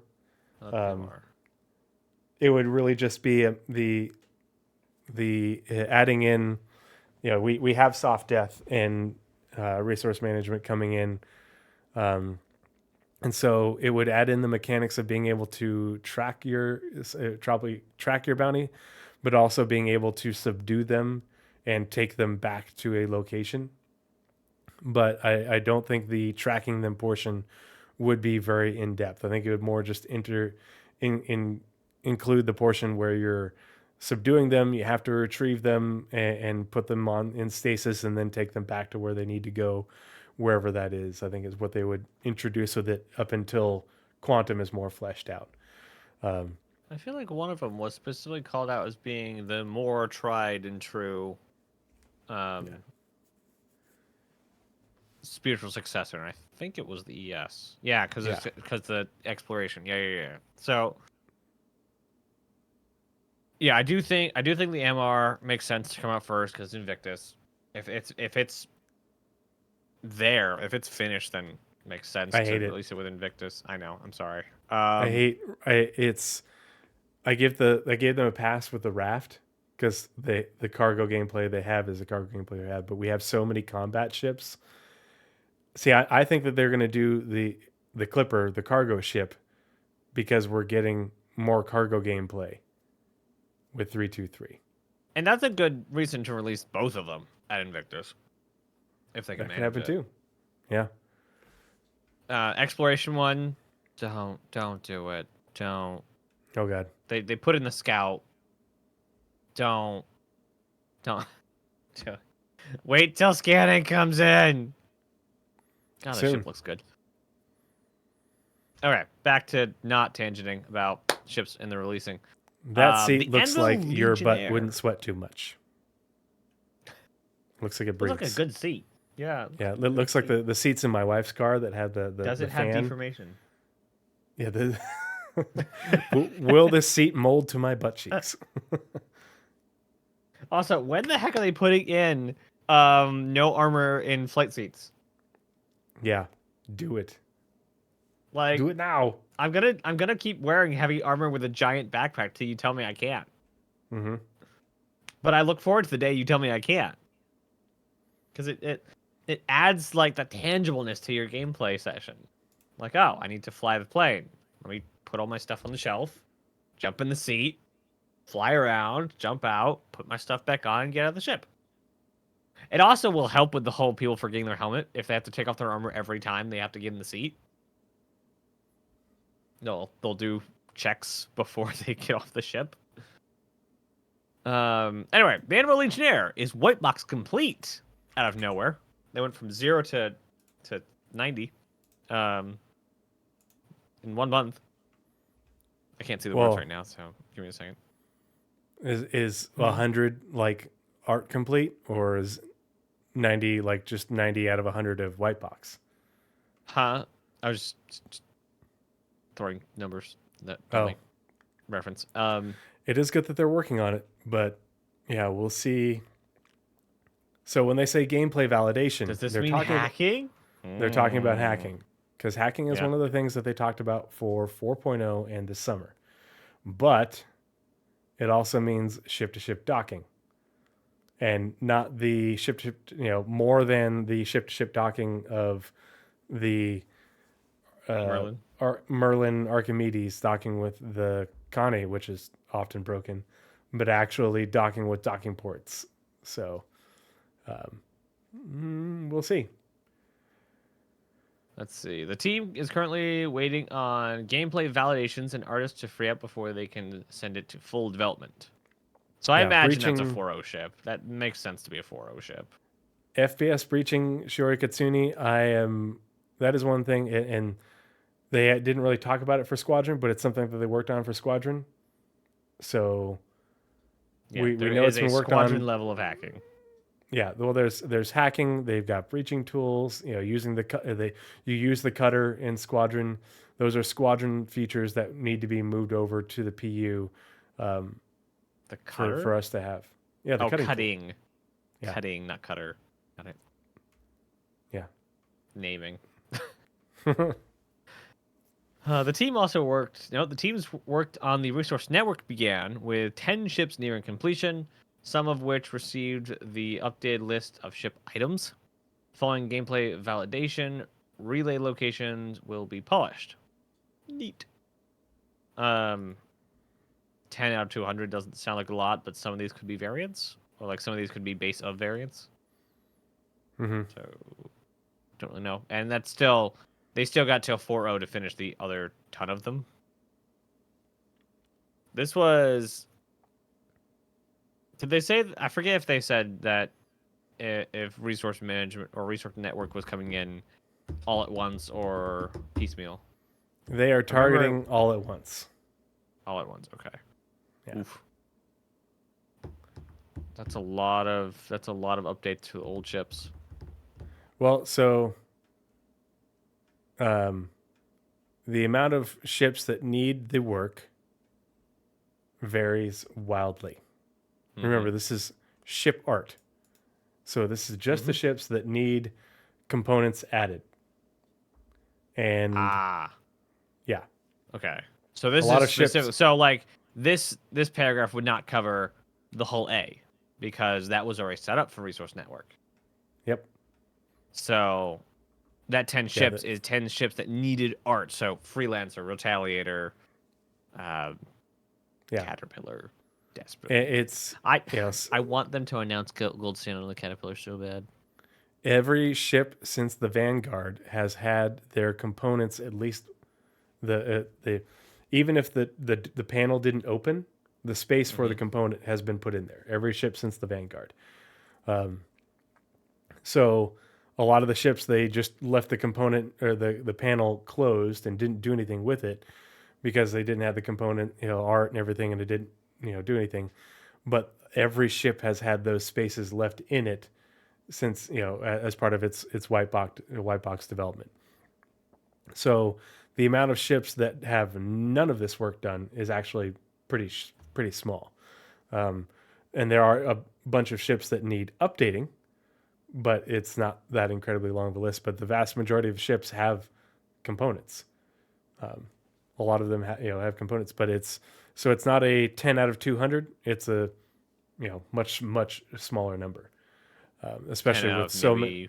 Hopefully, a couple dozen. Yeah, something like that. Neat. And then lastly, update work on a legacy ship continued too, with updates to the dash, cockpit, and some exterior housing. Yep. And not every ship will have relays. All your small ships and everything, relays are ships with interiors.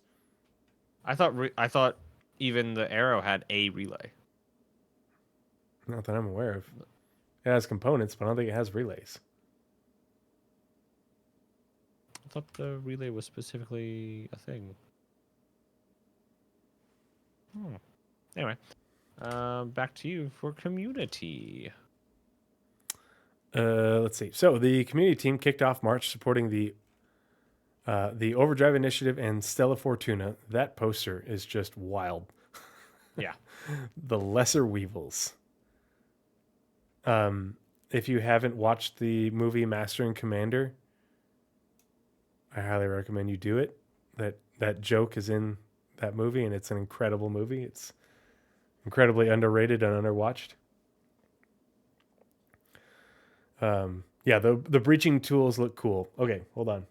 Before I continue, quick tangent. Self-promotion.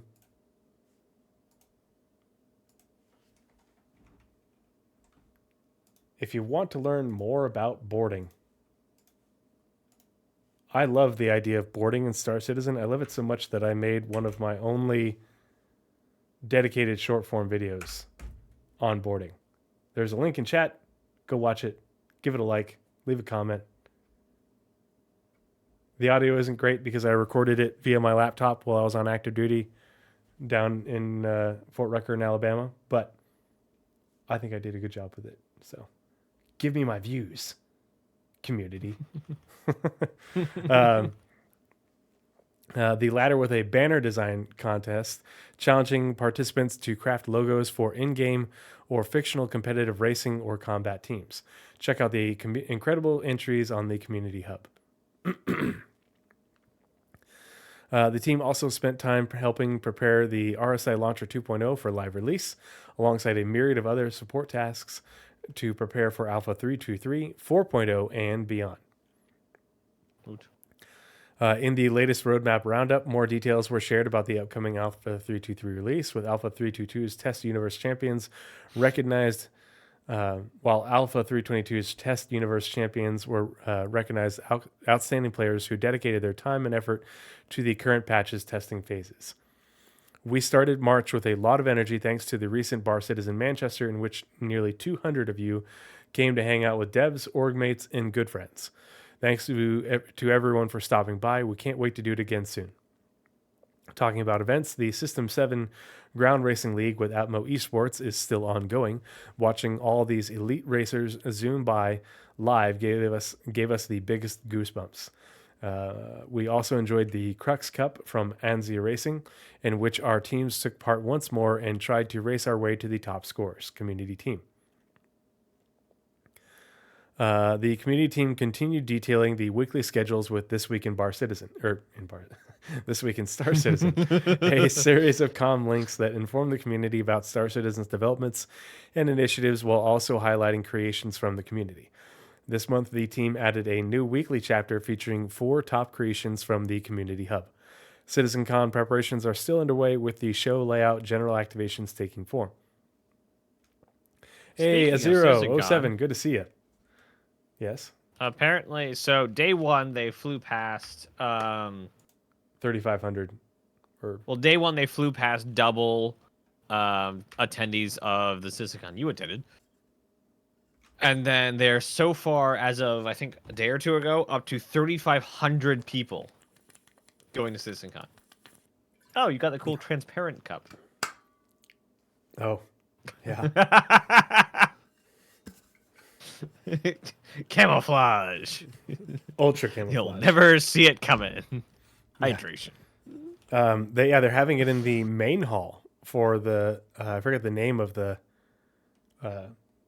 event center there in Manchester, but they didn't have it in the main hall before. It's in the main hall now, and that's why they're able to have so many more people. Because when it was there in 2019, they only had like 1,200 people, something. It wasn't a huge count, and now they already have 3,500 tickets sold, which is nuts. Like, I would love to be there, but I have crippling social anxiety. I don't know if I want to be in a room with that many people. Yeah, and that dwarfs CitizenCon this last year in LA. Which is just crazy. Yeah, day one, it was twice the size. Like, it's gonna be big. Mm-hmm. Let's see, where is it? It is... The team is excited about what's already shaping up to be our biggest and best event to date. They also published a variety of posts regarding all things CitizenCon, such as the FAQ, the FAQ, to better help players plan their travels and attendance. Finally, community updated the Arena Commander schedule, which keeps players up to date with Arena Commander's rotating game modes. So, Ruin, you're going to CitizenCon? I'm extremely excited for you. I went this last year in Los Angeles, and I went in 2018 in Austin, and religious experience is so cool, so much fun. I just had an absolute blast. So take a lot of pictures. While you're there, be sure to hop in the Discord and intense. And drop lots of pictures and show us what you're up to. We'd love to hear about your experiences. So we will live vicariously through you. Yeah. Their Welcome to Manchester guide is intense. Really cool. Really well put together. All right, that is it for community. It's called... That's Manchester Central. Oh, okay. That's the name of it. That is not the place I was looking at before. Holy crap, that place is bigger. Mm. Oh boy. Wow. Titanic Expedition and Fashion Week. Holy flipping crap. Oh man, it's Zero. I'm sorry to hear that. That sucks. Yeah, I had to beg and plead with my wife to go this last year, and the only reason I was able to go is because I had racked up so many miles and airline miles and from my previous job and hotel points from being on active duty with the Army that my ticket and my hotel were free. And I ended up splitting the hotel with Paul Shelley, Astropub. So that helped the cost as well.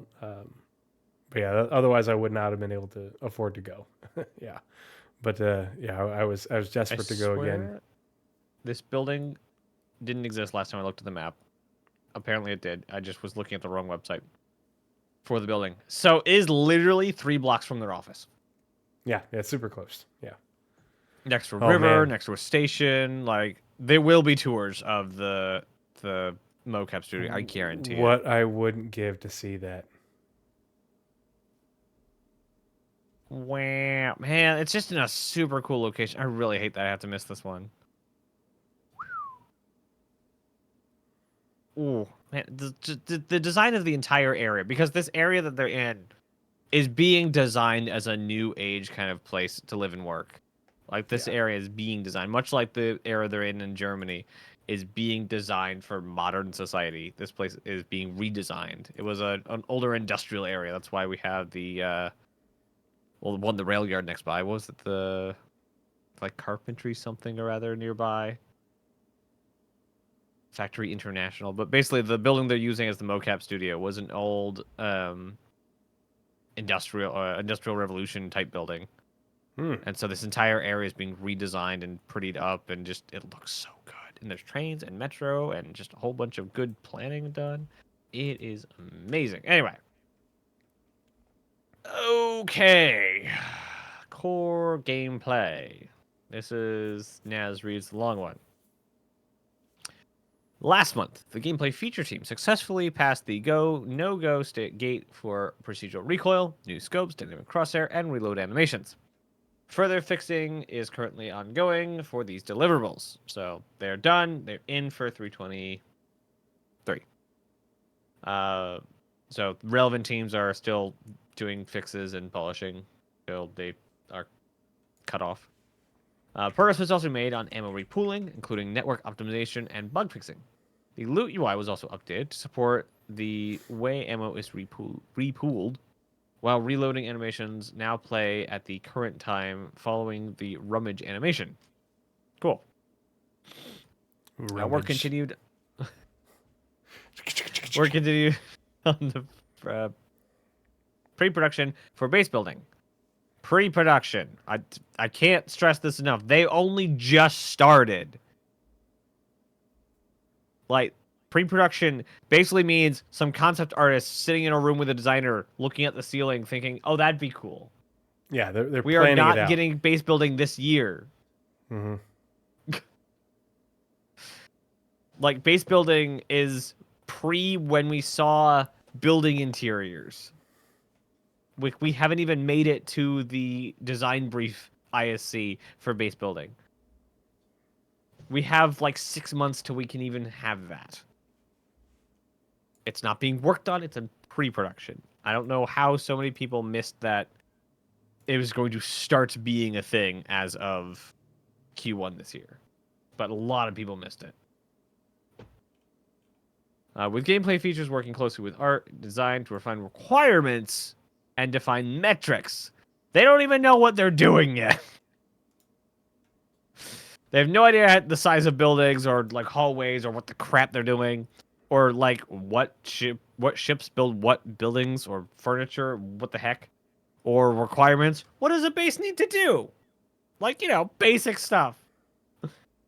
So we still have time to get yes, there will. I imagine there will be at least one, if not two, Pioneer price hikes as they get through the design work done for base building.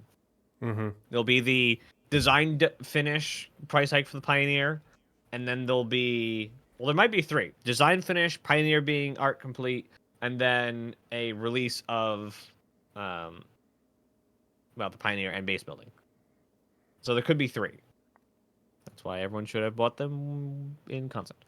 Or just buy it in game. It's fine. So yes, we will watch their career with much anticipation. The team then added different color loot screens depending on whether the player is looting an enemy, friendly, or neutral entity, like cows. Do you loot cows? Is that how you get the meat? You loot them? You take out all their squishy bits.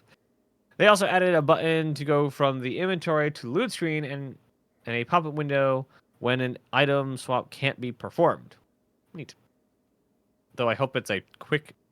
I don't know why I'd say an error, not a window pop-up, because the entire purpose of loot screen is to be quick and to not be intrusive. Why not just say you can't swap the item? Why have a window pop up? That seems bad. We'll have to see. They also allowed for separate loot screen styles between the visor and lens. Regarding the visor and lens, the conversion of on-screen chat to building blocks was completed. Very nice. Very cool. Hopefully, lots of stuff happens with better MMO UIs for 4.0.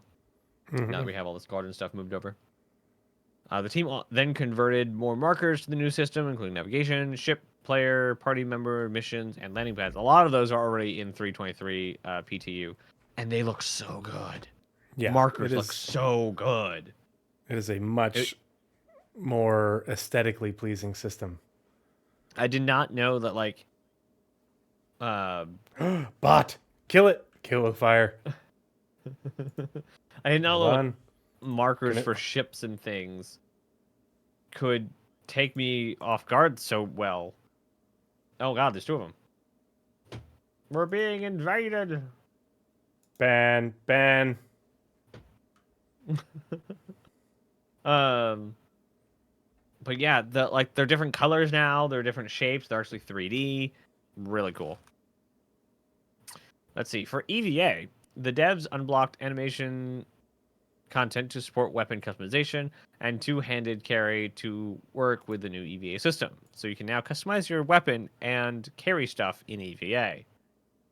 Very cool. They also provide support for backwards and sideways flying animation content. Ooh, cool. That's one thing I didn't get a chance to play with is the new EVA system. And yeah, I mean, we don't have the 0G push-pull, but just being able to do the new EVA flight, I really want to just go into Arena Commander and do the engineering thing. You can get out into EVA pretty quick. Yeah. Well, and I want to... So, like, when I'm playing solo, my gameplay is wreck diving. I want to go do retrieval missions and investigations and stuff like that, and a lot of that is EVA, and so that's the,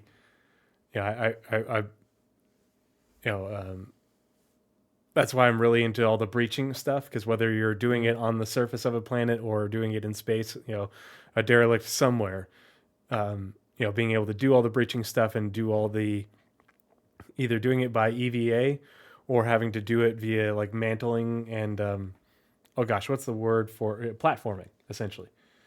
Doing that sort of stuff to do the mission. That's my chosen gameplay for single player Star Citizen. And that's why I'm super hyped about the new EVA system and then 0G push pull, EVA fuel, because it'll make it that much more just cool.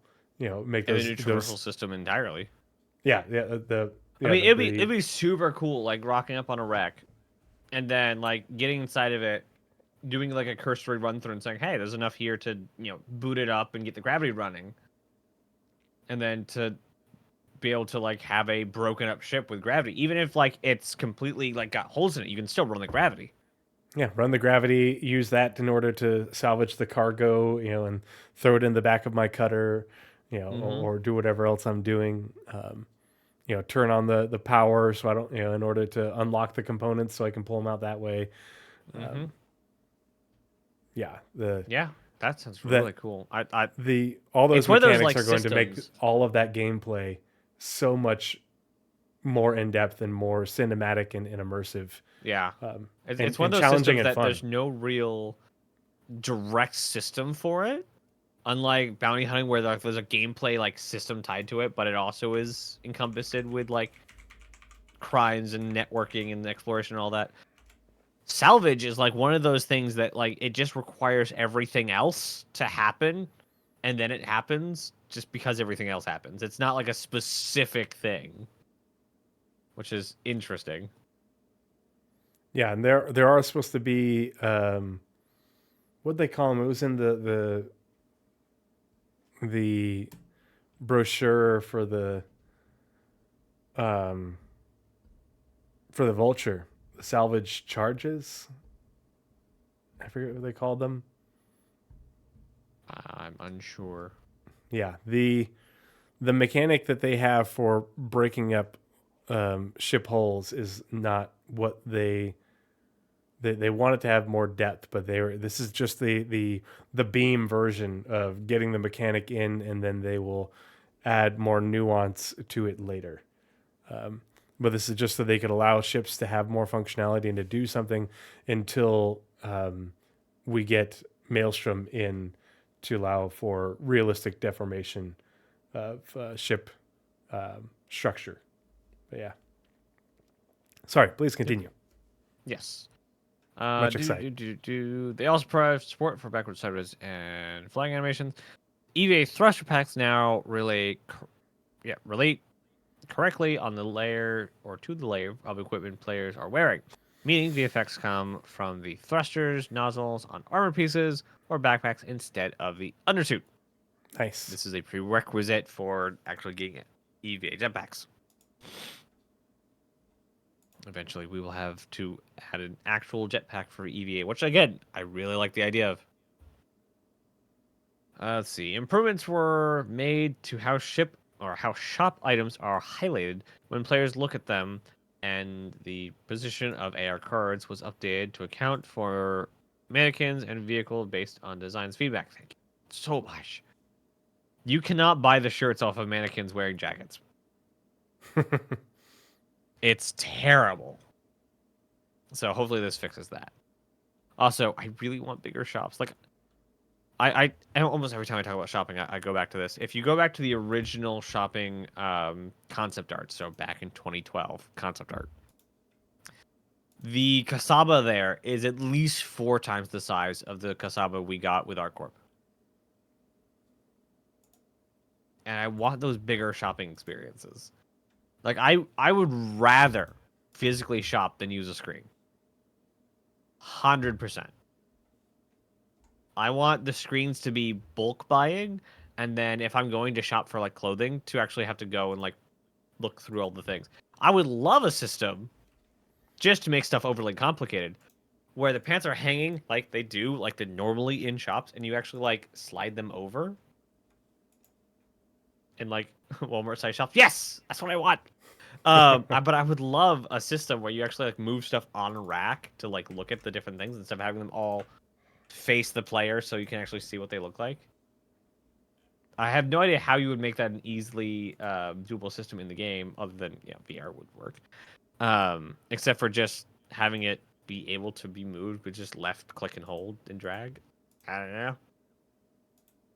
We don't really have an interaction system that would be okay with it. Anyway, the team completed buy and rent interactions for physical shopping too. Gameplay features made further improvements to prone locomotion, while additional support was provided to animation to unlock animation asset production. Neat. For rest modes, improvements to aiming and targeting for the gunnery system were completed, and ESP was saw further improvements, including smoother response to player input. Very nice. I want a full-size ship sail lot. I want to see the ships before I buy them. Yes.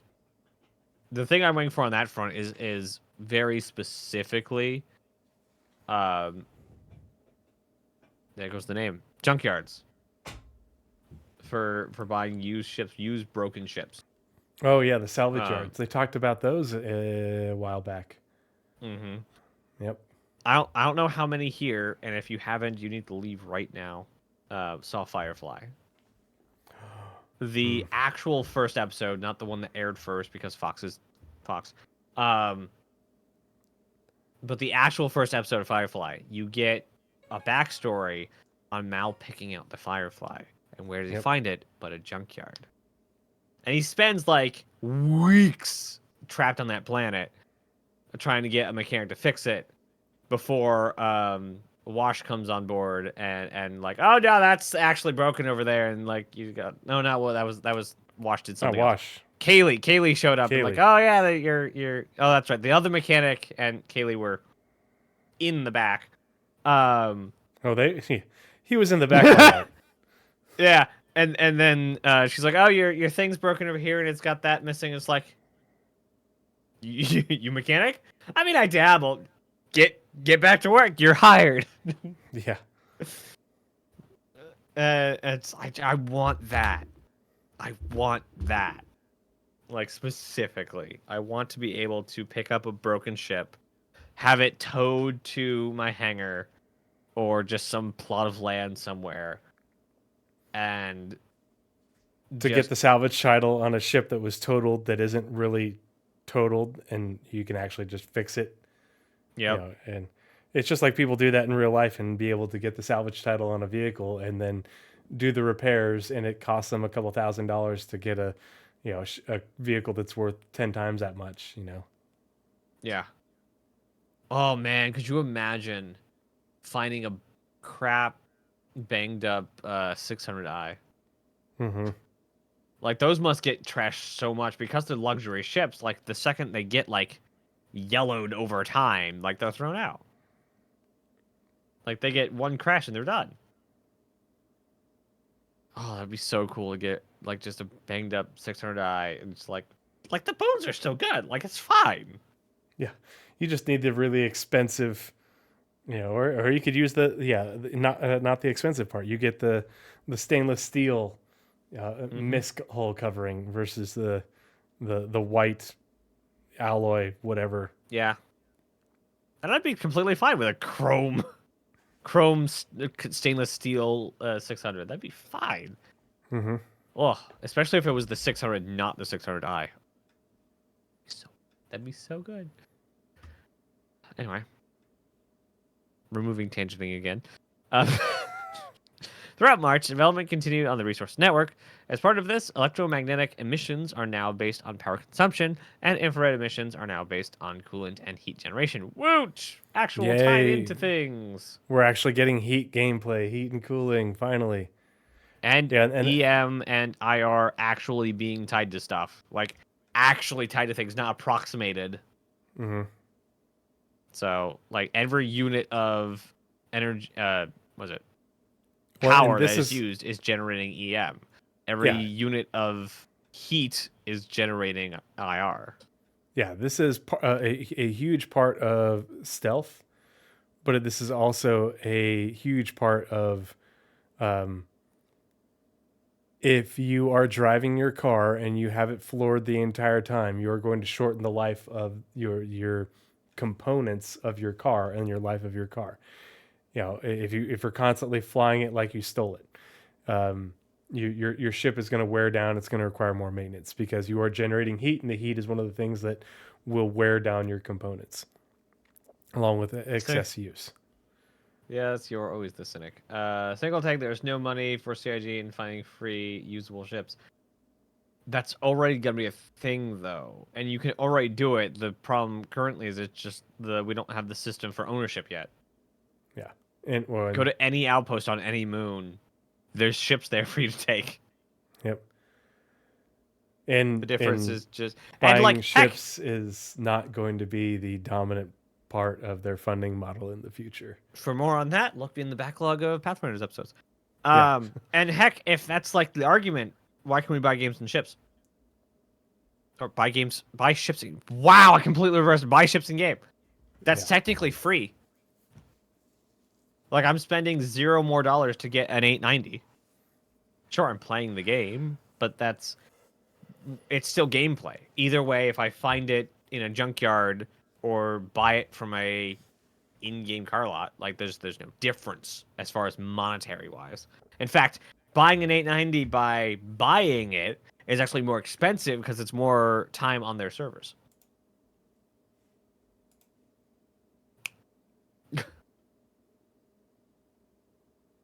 So it's more expensive for them if the ship in-game is expensive. They increase the ship. Didn't they? They did. Yes. There is a big, or a leaked big change coming for ship prices. I don't know if it's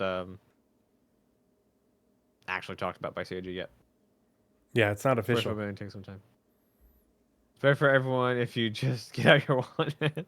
No, I don't have. There are no ships currently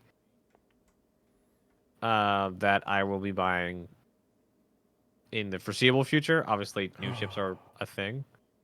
I'm even melting the ones I have back down into paints so that I play the game and buy the ships in game. What's up? I goofed. I didn't change the stream information. Oh no! We were on such a good streak. Yep. Such a good streak. I've come to realize how much time I'm going to end up in Barbie mode. Shopping list, loading, stocking, repairing, maybe even mapping. Lots of prep. What? Why is it called? Why is What is Barbie mode? I'm very confused. Discolator had some guys on his show talking about ship price increases. Ah, okay. That would make sense where that came from. It was in-game ship prices changed a lot. Yeah. In-game ships, in-game monies. That much I know. I need in-game credit card. Yeah. Honestly, the whole, as much as the economy team is doing it, I look forward to when banking is a thing, a much more not definite thing, like getting loans and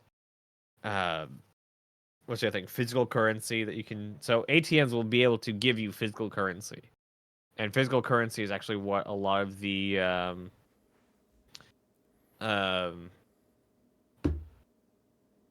bad guy factions are going to be using. It is known to be riskier, but it is a necessary evil in the universe. So there is Yes. a physical. I can confirm, and I apologize for not saying something earlier. And I mean, you said in the intro. Did I? Yeah, you did. Oh, You man. mentioned it in the intro. Okay. Yep. Okay. So it's not my fault. It's I know everybody it was else's 2 hours fault. ago. But yes, this is episode 69. Nice. Giggity.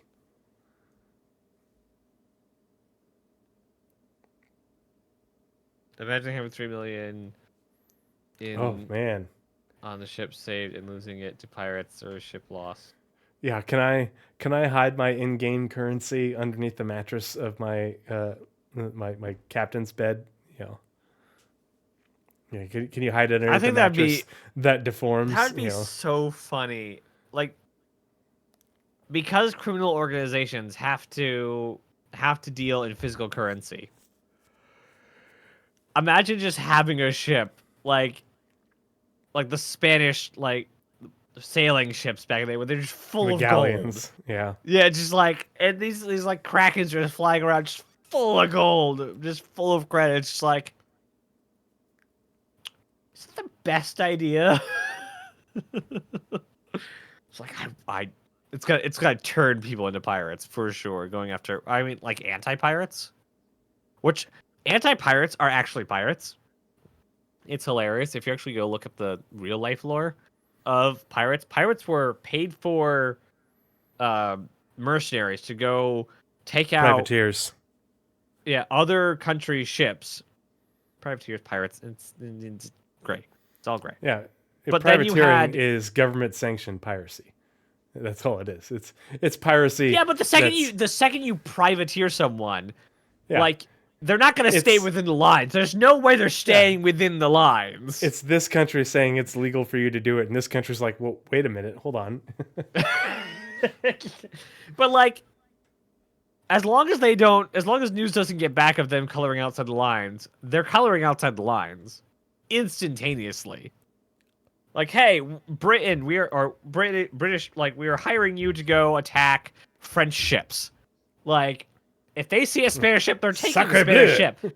ship. Like, they're not gonna stop at just the one. Like, they're being paid to do one.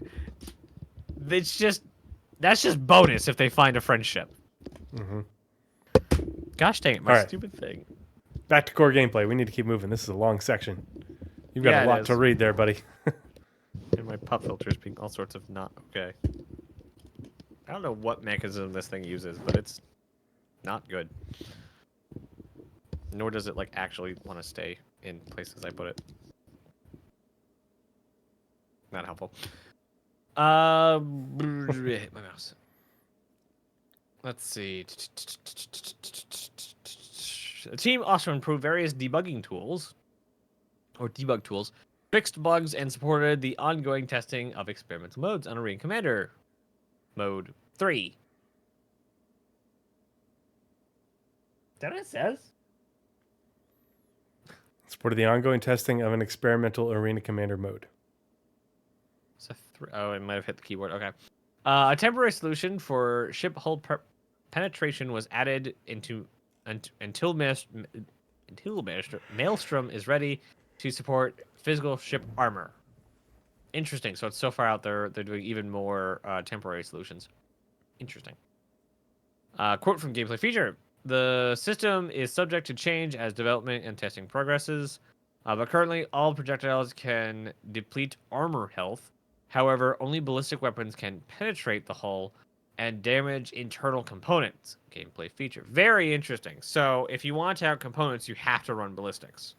Yeah, if you want to do piracy, and you want to disable the ship, other than by damaging the components, you need to run ballistics. I mean, there's the distortion weapons, but that's a short term, solution. So it's yeah. Interesting. Like, they are determined to make lasers non-viable. They constantly are making lasers non-viable. Well, what they're doing is they're telling everybody you need to run mixed loadouts.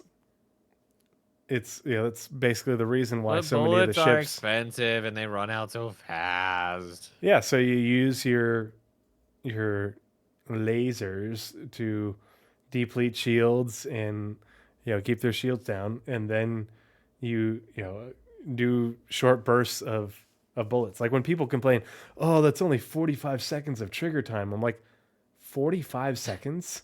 That's an eternity. Count If you're 45 throwing seconds that much in lead all at once, you're doing it wrong. Yeah, if you're it count that much time in Mississippi's, and that's how long you can hold down the freaking trigger. Like if you're burning through that much ammo in a short period of time, you are doing it wrong. Your trigger discipline is garbage. You are treating ballistics like they're lasers, and they're not. Yeah. I look forward to. That's one thing that we've definitely lost over the past 3 to 5 years, is the community, because because this game is so approachable now. We've definitely lost at least the volume, as far as like discourse volume, of the people who talk about, like, the people who play armor and the people who actually like talk about trigger discipline things. Mm-hmm. I'm really excited when all of these like harder systems come back or come in. We get a little, like, the arcade people quiet down or go away, and we get back to this actual strategy talk, and like people who play Arma and things coming back in and being louder. Because like that's a thing. That's the universe we live in. Yeah. Shori Katsuni, the Inferno has one size 7 gun, which is the bottom of the tiers for attacking capital ships. The Inferno is not meant to take out a capital ship by itself.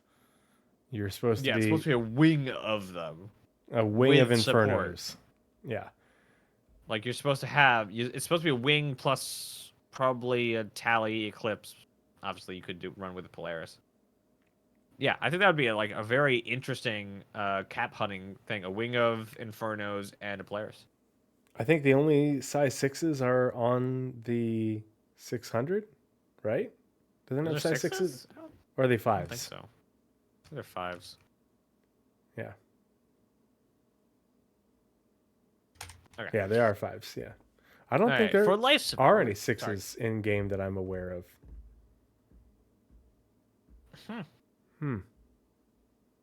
I don't pay attention to loadouts all that much, just because so much of that stuff is subject to change. And Yep. No point in trying to deal stuff unless you're trying to do something specifically in game right now. yeah. All right. For life support, the team optimized the dynamic room atmosphere system and made it network compatible. Oot! Big step forward on life support, or on network engineering stuff. Various improvements and refactors were also made to the room system, and various debug tools were greatly improved to allow the team to test the system before the player-facing UI is complete. Very nice. And this is all stuff is for 4.0 or planned for 4.0.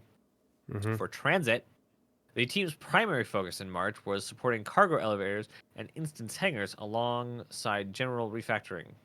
or alongside general refactoring. This required adding hangar destinations, exporting communications between the transit and instance manager for available hangars, the ability to dynamically add destinations to transit carriages, requests for the creation of hangars, and support for capturing peripherals in dynamically added hangars. Yeah, Shiori Kitsune, that's I mean, that's the thing is it is a niche ship, and it is they are telling you you need to pick your shots and you need to make sure your shots are going to hit. Um, it, it's it's not a nerf. It's moving it to where it was always intended to be, because you're not meant to have you're not meant to have just long times on the trigger with ungodly amounts of ammo. They want you to pick your shots, and they want you to, especially since it's a size 7. They want you doing runs and being pretty accurate with your shots in order to try and damage critical key components.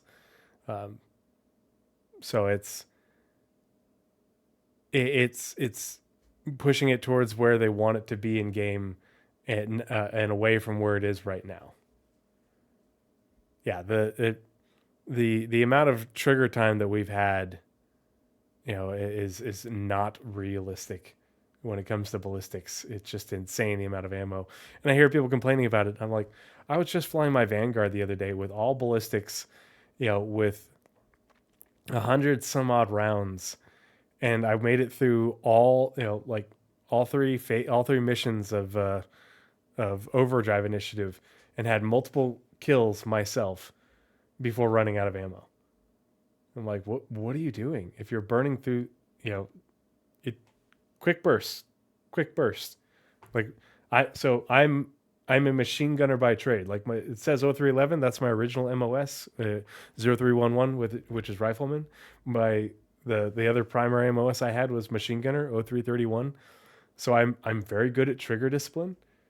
And so when I hear people burning through that much time on the trigger, I'm like, what on earth are you doing holding the trigger down, just spraying and praying? You need to pick your shots. You need to make sure you're gonna hit. You need to get close. There are size 6 weapons. I just don't know what they're on. Yeah.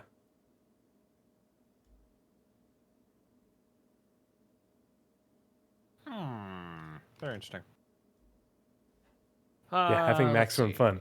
I mean, nothing is more fun than a belt-fed weapon, but at the same time, you have to have realistic expectations of how long you can stay on the trigger with that belt-fed weapon.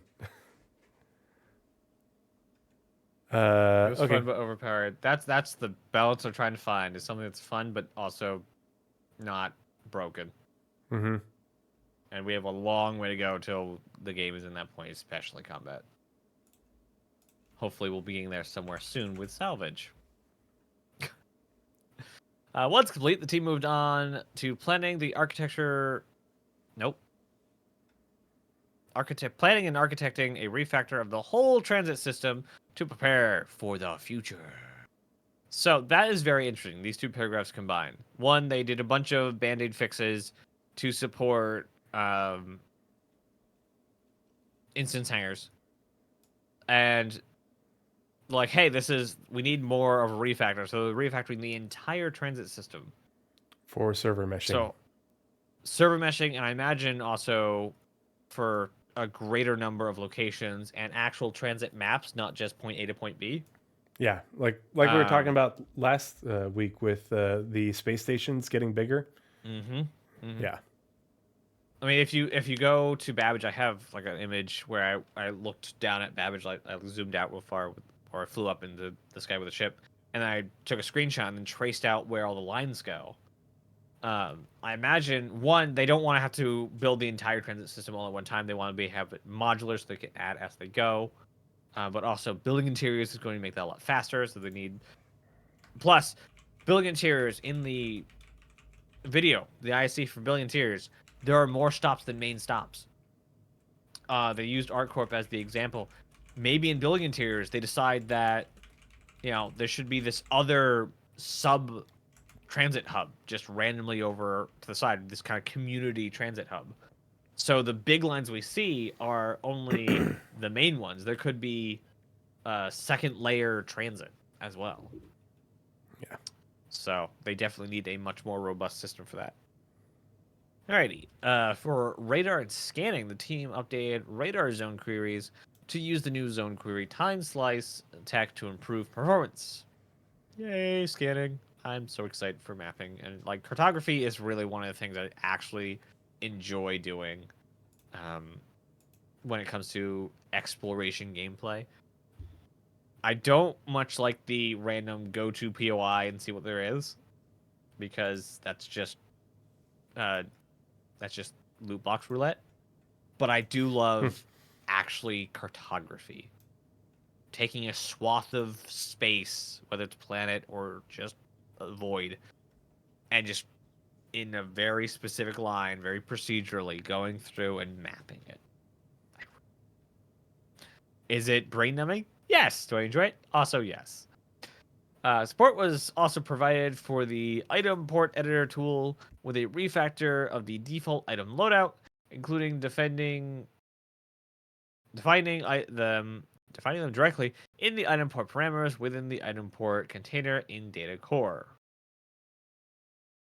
I haven't mentioned data core in a while.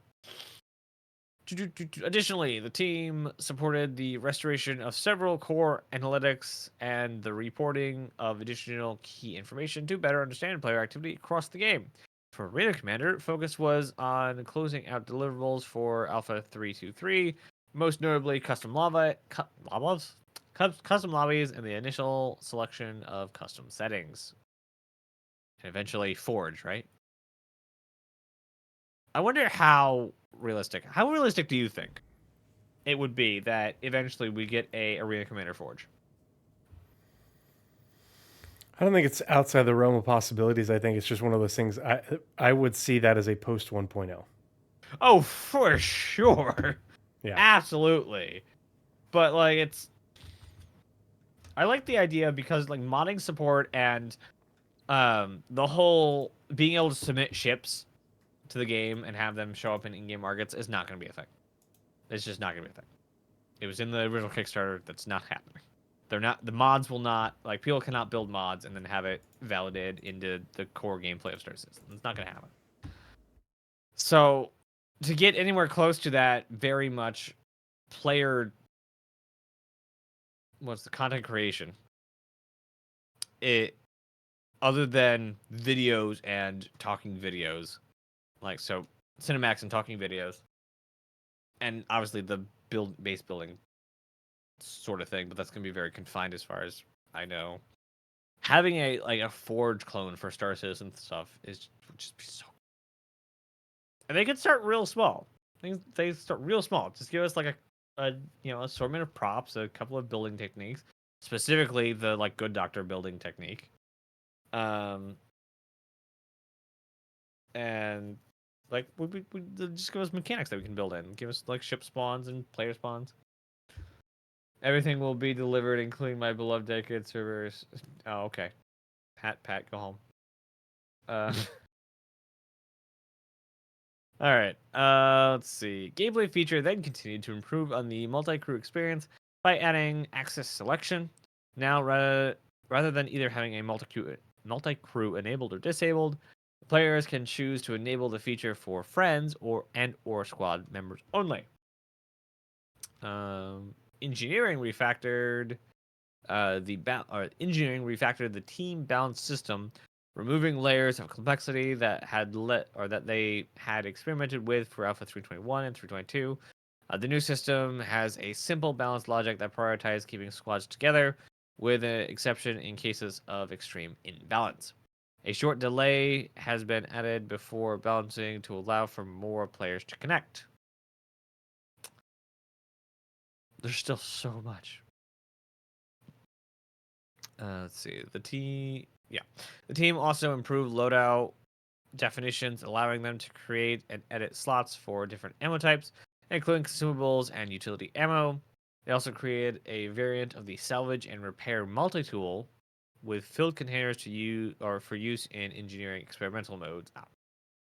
This work also allowed players to use their PU characters in Arena Commander. Players who have customized character will now utilize that rather than default character previously used. Woot! Not the loadout from the PU, but specifically your face. You'll now be able to use your PU face in AC, which is nice. For design, the team focused on supporting the engineering experimental modes and a selection of new maps and modes. They continued to work on the front-end UI UX path, which looks to establish a style for Arena Commander going forward. For those who don't remember, Arena Commander is a game within the Star Citizen universe with an entire game publisher and developer and lore behind it.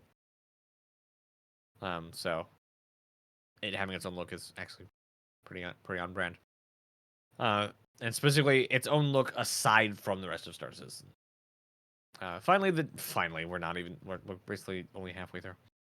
Finally, they have supported a new system for Gun Rush, allowing them to have multiple weapon lists that can be toggled on and off throughout a patch cycle. This provides more variety and the ability to test new weapon sets without waiting for a whole new patch. So that's cool. So they're just gonna, at launch of 323, they're gonna have several sets, however many we're gonna run through over the next 3 months. And over the course of the next 3 months, we're going to have different versions of Gun Rush be swapped in and out. So it won't be the same thing for 3 months. Very nice. Yeah, it's good. March up. I like how they've been doing a good job of updating the schedule. Because I haven't been able to partake in it, but it's something that I do want to be able to do. So it's nice to be able to look it up. And Walker 300. Gun Rush is good. I don't think it's going to drone game magic isn't going to, I don't think it's going to be a thing, because they've talked about the behaviors for drones and them being able to do things, work that they've already gotten started on years ago. The drones will have the ability to grab anything, and basically the idea for drones on the Vulcan is not for you to pilot the drone, but for you to give the drone commands, and the drone will just use grabby arm, grab missile, or grab ammo box, take it over to point that you specify on the target ship, attach. That's it. You know, if there's a little compartment in the body of the Saber or the Hornet, you know, drone will make compartment door flip open, put ammo box in, loads. You now have full 84B ammo on your Hornet again. Vulcan now. Yeah, same. Oh, I love the I want Vulcan. Vulcan and actually Vulcan's in 323. They just put it on PTU. God damn it, Naz. Listen here, you need to have some little mini Nazes before you can make dad jokes. All right. It's my humor, Pat, this entire time.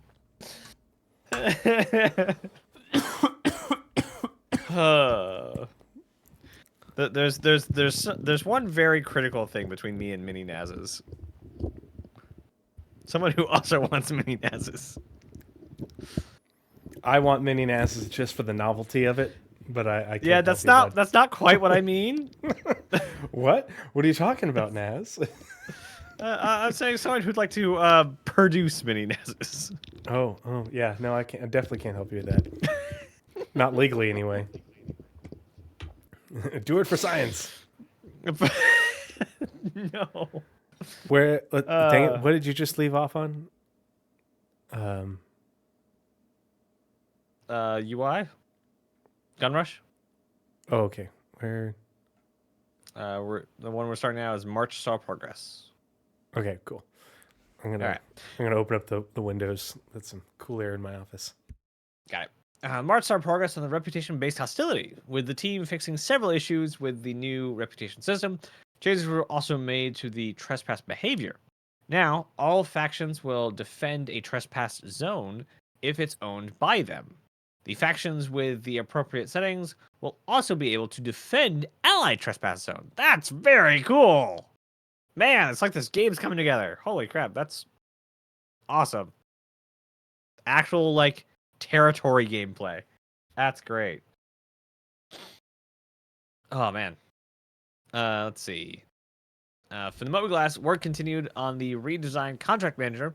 Last month's work included adding a button to read unread missions info and toggle to switch between legal and illegal missions. The devs also completed payment validation for beacons and fixed several bugs, including making the contract timer reduced in consistent increments. By the way, the contract manager in 323 is gorgeous, and it tells you payout before you even open the contract. Yep. It's great. So if you're looking to actually have decent payouts, you can just basically look through before actually having to open up and look at read crap, extra crap, to figure out how much you're getting paid out. Very cool. All right. The team then made journal compatibility with the new Mobiglass, or compatible with the new Mobiglass, and updated the home screen, including adding visuals for recent notifications, active missions, and the player's current jurisdiction and crime set level. Also very cool. And like it's now like interlinked, so the home screen has little arrows that you can click and go to that specific app. So it's really cool. Hopefully we get like So much customizability more of the home screen. functional. Oh my gosh. The only thing I don't like is the load time between screens. Yeah. But I that think may have it's been more of server a problem. yeah, that and wave 1 Evo. Yeah.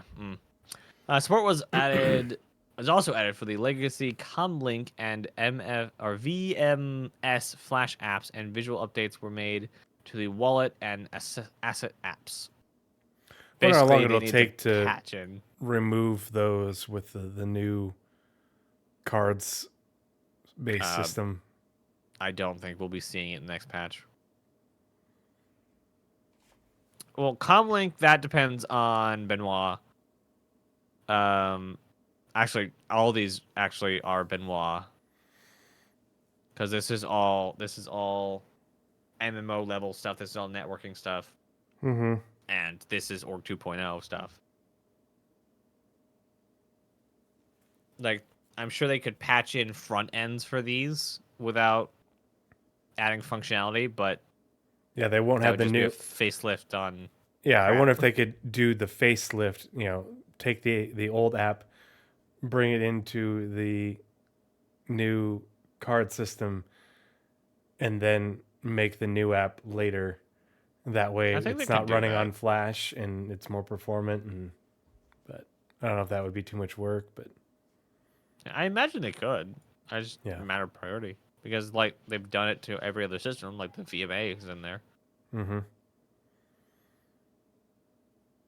or is it because VMS Vehicle Measure System app? Yeah, that's the old one.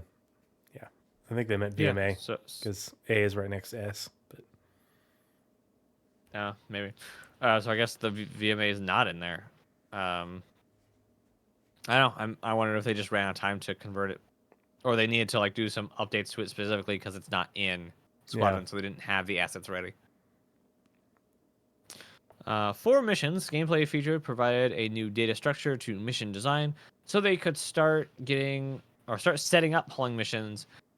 The overall framework of the offline version of the mission service progressed, while mission service debug GUI was extended to server meshing. Now this has me upset because mission design can start setting up hauling missions. We've been in wave 1 for a week now. Are we not getting hauling missions in this patch?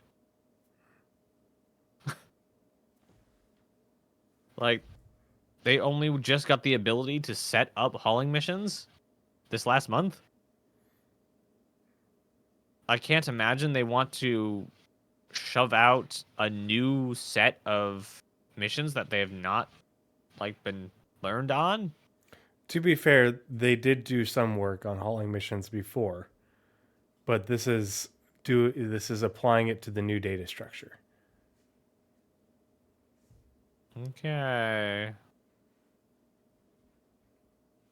So it has me very scared for the Yeah. future of me liking 323. Honestly, it looks like some stuff I might actually not play a whole bunch of 323 and actually be waiting on 323 2. Because 1 is just going to be the updates for Invictus, and then 2 is going to have all the stuff that didn't make into 3 or into the 0 patch. Hopefully. And then we wait for the delay for 4.0. Let's see. Improved debug tools were added to the cargo hauling missions too. Okay. Such as the ability to debug complete parts of the hauling order to simulate collecting and delivering via free elevators. March saw progress on hangars, including the instance interior manager that handles instance logic and reserves gateways for transitioning between the outside world and hangar. Now players calling an elevator or retrieving a ship in supported locations will create an instance hangar that the transit, air traffic control, and law system correctly respond to. Now the question I have of that is, can you let someone into your hangar if you're on the inside, they're on the outside?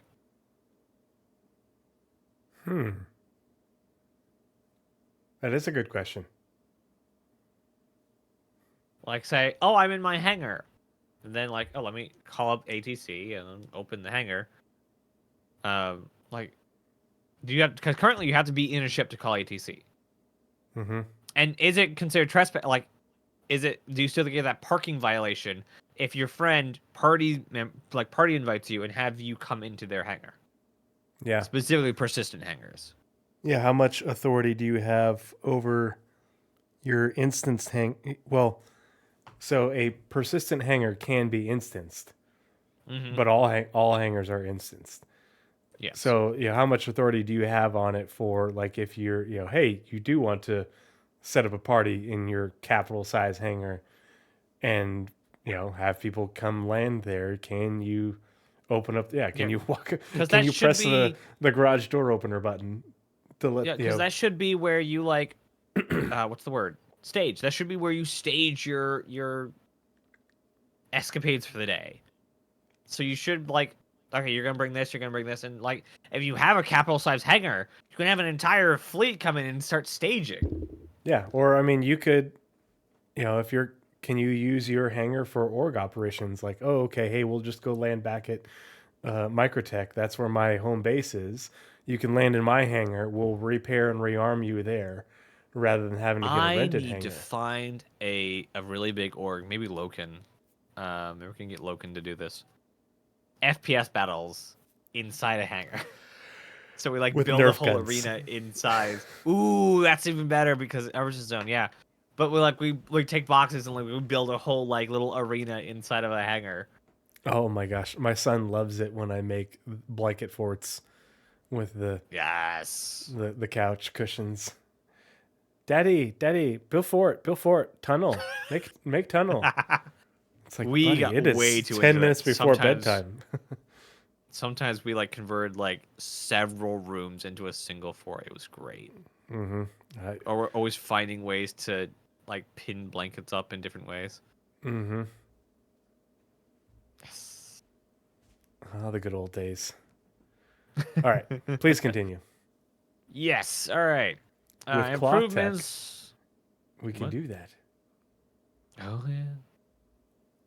Bed sheets. Bed sheets. We have bed sheets and deformable mattresses. Mm-hmm. To make 890 blanket forts. 890 jump blanket forts. Let's do it.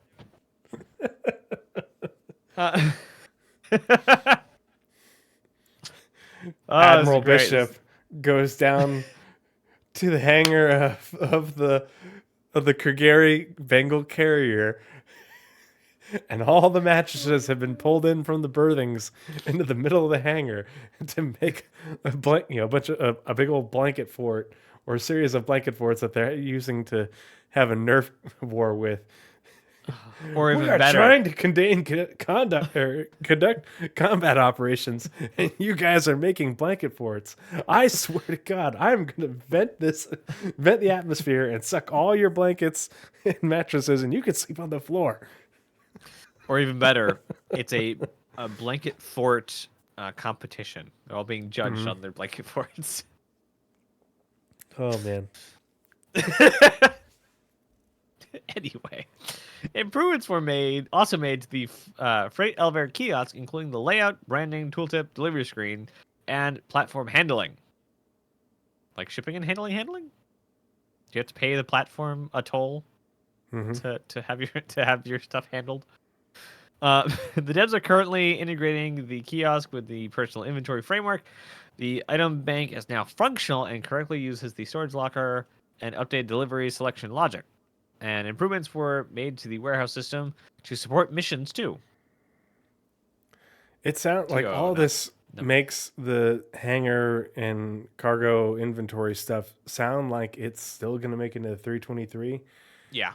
It's like where I imagine it sounds like they were far enough at the end of March that like they're still integrating it into a build, and but yeah, I don't know. I think basically all of this stuff, the item bank, the inventory, freight elevators, and hangars are all this like one big mass. So that's why like none of it's there, and they basically go like, okay, and the build breaks, and we'll have to deal with that for the next couple patches. Not live patches, but PTU patches. Like we're still in EPT. We haven't even left EPTU yet. So we're still like building the patch. So for the commodity kiosk, updates were made to the design along with the packing behavior and auto loading display for those who don't like to play Star Citizen. Support was given to the lighting and VFX content teams towards the ship loading platform 2. Woot.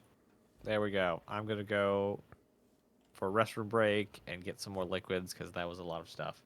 Yep. Gameplay story Squadron side for you. Yep. Gameplay story back. For Squadron 42 made substantial progress on Chapter 1. This involved revising the golden path through the level, which led to several scenes being adjusted. Everyone seems happy with the new layout, and the level appears to flow much better now. Gameplay story team. New mocap was shot to overhaul several Chapter 1 scenes and is currently being implemented. This work looks really promising, and we can't wait to see the positive impact this will have on the chapter. Pardon me. Alongside this, text now appears on a character's mobiGlas screen as they dictate a message. For Chapter 4, a huge update was completed on a complex two-person scene. This now uses standard data pads throughout, which can be holstered and unholstered from the character's legs before and after the scene. I wish I could holster and unholster my kid's tablet when needed. If I need to placate him, in a hurry. This looks better, brings the scene more in line with the rest of the game world, and makes the setup a lot cleaner. Finally, the team received further audio and facial data for Chapter 5, which was incorporated into the relevant scenes.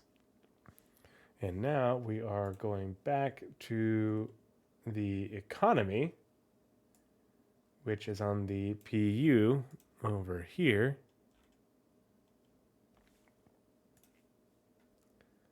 And that's Nazeris, so...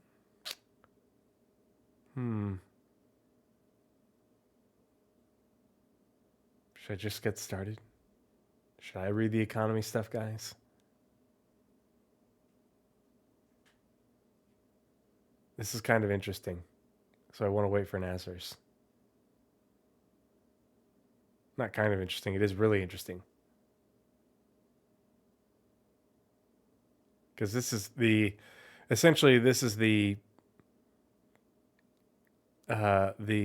production work to create the baseline that Quantum will start with when Quantum gets hooked into the game in its entirety, at least for the economy side of things. Fuck it. I'm just going to get started. So, last month, the economy team continued rebalancing commodities, making sure they have a scalable algorithm that will work with other systems like crafting. Mission rewards are being rebalanced according to the difficulty and time required to complete them. He's back. I am back now. All you right. finish all of gameplay story already? I did. Oh, Yep. dang. Economy for you. All right. Economy. Last month, the economy team continued rebalancing commodities. Ooh, neat. Commodity rebalance. Making sure they have a scalable algorithm that will work with other systems. Ooh, like crafting. Cattail. Toofy. Hey, buddy. Hi. What you doing? His Ignoring me. tail That's what I'm was doing. literally right in front of the camera. Naz is cat now. That puts us in a very specific part of the internet. I don't know if you want to be in that Nope. part. Speaking of cat people, there's a great cartoon that just had its pilot, and they're looking for people to fund the actual series called Laxadaisy. Really cool pilot. Okay, cat. You've lost desk privileges. Let's see. Mission rewards are being rebalanced according to the difficulty and time requirement to complete them. Yay. Yay? Anything Yeah. specific? People grinding the shit out of bounties and it takes like no time at all. Ah, yes. Yes, I didn't think of that. Yeah. Basically, everything's getting nerfed except for cargo. Because cargo sucks. So they've already talked about how they're rebalancing salvage and rebalancing commodities and now this. So hopefully cargo will be a valued member of the gameplay systems again. Yeah. Well, and later on in the sentence, it looks like they're balancing a lot of things to, people don't pick up harvestables because it's not worth it. And So let me finish that so we can talk about. Yeah. As far as this, the team are working to better. That's not how you English understand how much effort and time is required to perform specific activities in game. In-game pricing is currently underway for the new Harvestables and Hanger Flare 2. Oh! In-game buyable Hanger Flare. Woot! Mm-hmm. Give me mannequins. Give Yeah. me armor mannequins. Give me lockers and things I can put around my hanger. Because that's one thing that they need to do for the economy. Like, it's in order for you to sell things that you loot, it's a chore. It's or if you harvest stuff, like there's no reason, monetarily, like that's part of it is people will just grind bounties, because it's the easiest and fastest way to make money. It's you earn far more money per hour than you do of any other activity in the game, unless you're really, you're good at mining, and so it's not worth And it to sell the loot. It's not worth it to pick up harvestables. Hand mining, forget it. Yeah. And if you're not combat conscious, really, or like that's not your gameplay, there are so many people like I've heard this exact line.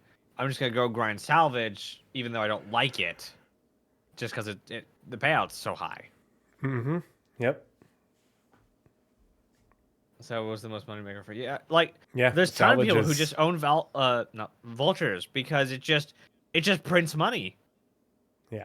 It just prints money, and even though that's not what they actually would like to be doing, it would be ridiculous to do what they like doing, me cargo. Like it is ridiculous to get on the whole C right now. Like getting on the whole C is less money than I can make in a C2 in almost every run I've done. It's terrible. So there's just no reason to deal with the bugs with the whole C. Because I'm going to get like at some of the worst times 50% less of a payout if I'm just moving stuff with the C2. It's terrible. So I'm hoping a lot of this economy rebalance brings everything even. Mm-hmm. Not that one line of work is more profitable than any other line of work, because like that's realistic. Honestly, like the reason that you have people working at both Home Depot and Walmart is because neither of them is technically like miles better. It's because they're both meh. Obviously, there are psychological reasons why you would pick one over the other, or what's the term? Profession reasons. But as far as pay goes, they're both meh, and that's why you can choose any of them. So that's where this needs to be, because they're both competing for the same amount of resource, which is workers. So they both need to be competitive with each other. Labor markets. Anyway. Yep. Yay, labor markets. Economy are currently. Is that correct? They've done it twice. Team are working to better understand how much effort. Now this one is economy are currently involved in design and reputation and org Oh, that's not org. That's in-game org progression. Not, yeah. Org progression is not what I think it is it? It's NPC org, isn't it? Yep. Dang it. Sorry.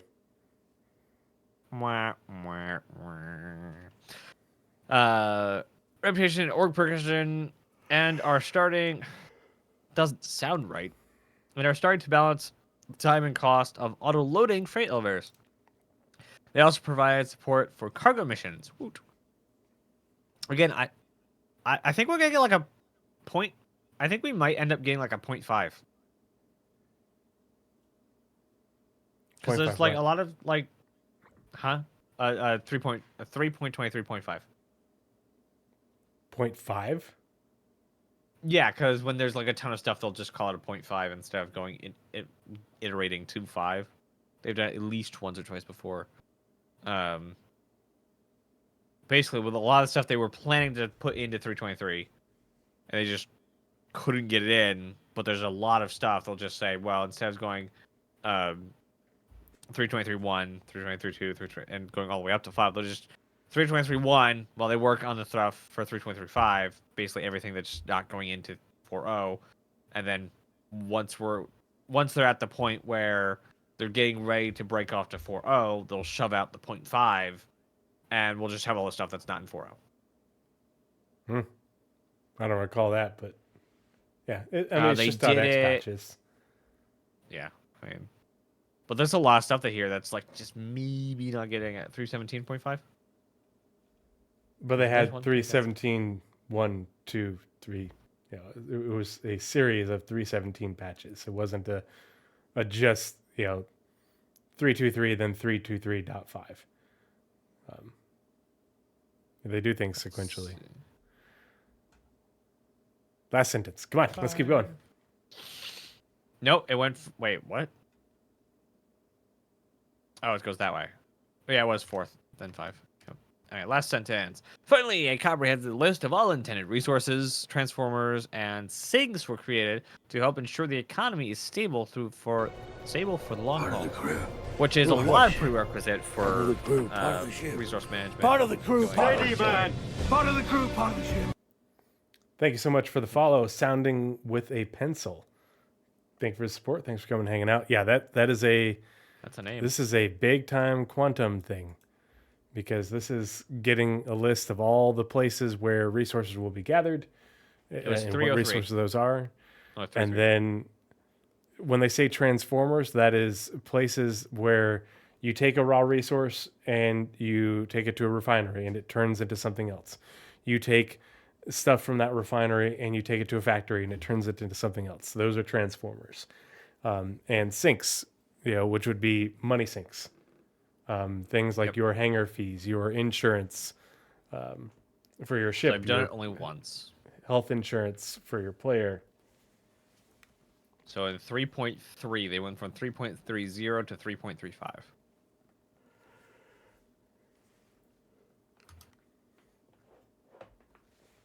Big yawns. Yeah, I'm getting tired, so we got to keep going. Yeah, we're nearly. Wow. Okay, we're not nearly done. Holy crap!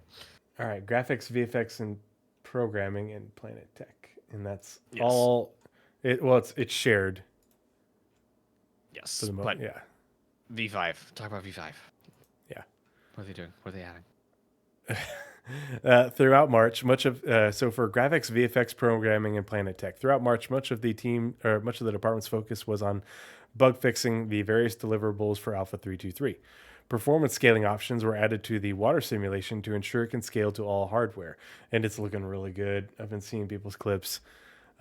Obviously, those initial issues, like where the what was it? The A2 drops the size 10 bomb, and it looks like a nuclear bomb going off into the water. But yeah, the effects are looking really good. While various improvements were made to water boundary shading and visor wetness to achieve a seamless effect as players enter water. Support for distance field collisions was also completed for more accurate collisions from vehicles. Yeah, I need to test that out. I'll crash my ship into a large body of water. The Vulcan team, yes, worked through several performance Alpha issues ship. as they moved, yeah, with a K, as they moved closer to matching Direct 3D performance. And so it was just recently added to 323 EPTU. Go. This precedes the enabling of multi-threading. So we don't even have multi-threading, and people are already seeing performance improvements in many areas, but other areas are less performant. But this precedes the enabling of multi-threading for the next release to hopefully smash D3D performance levels on the CPU. GPU performance should remain similar, but for most of us, we aren't GPU bottlenecked. We are CPU bottlenecked. Even higher end CPUs are bottlenecked because we don't have multi-threading. And so even though you may have, your single thread performance may be great, you're still only using single thread versus multi. But if your GPU is waiting on the CPU to render the frame, your GPU is being limited by the CPU. And so if your CPU is no longer bottlenecking, it allows your GPU to render faster as well. So you could see, the performance will could scale quite a bit. However, some performance issues currently remain. So depending on the location context, players may see worse performance, hence the beta label on Vulcan. Beta because it's not, technically it should be alpha because they don't have multi-threading in it, but beta really means that all the aspects and features of Vulcan are in there for release, and they are bug fixing and optimizing it. But the aim is for us to get widespread testing in Alpha 323 so that we can enable Vulcan by default in the following release. So right now it's a toggleable thing in the graphics settings. Graphics, VFX, and programming team. Alongside this, the team are currently reworking shaders to reduce the total number of PSOs shaders that need compiling when the game starts. So this should reduce your compile time and allow you to start.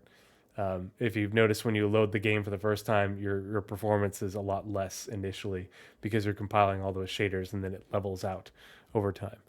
Work on global elimination continued too, with a focus on performance as the team moved forward toward an internal rollout of the first version for testing by the art teams. Global Illum in 4.0 maybe? I could see it.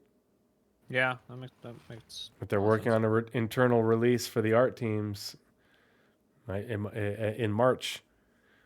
The Planet Tech team started work on Planet Tech V5.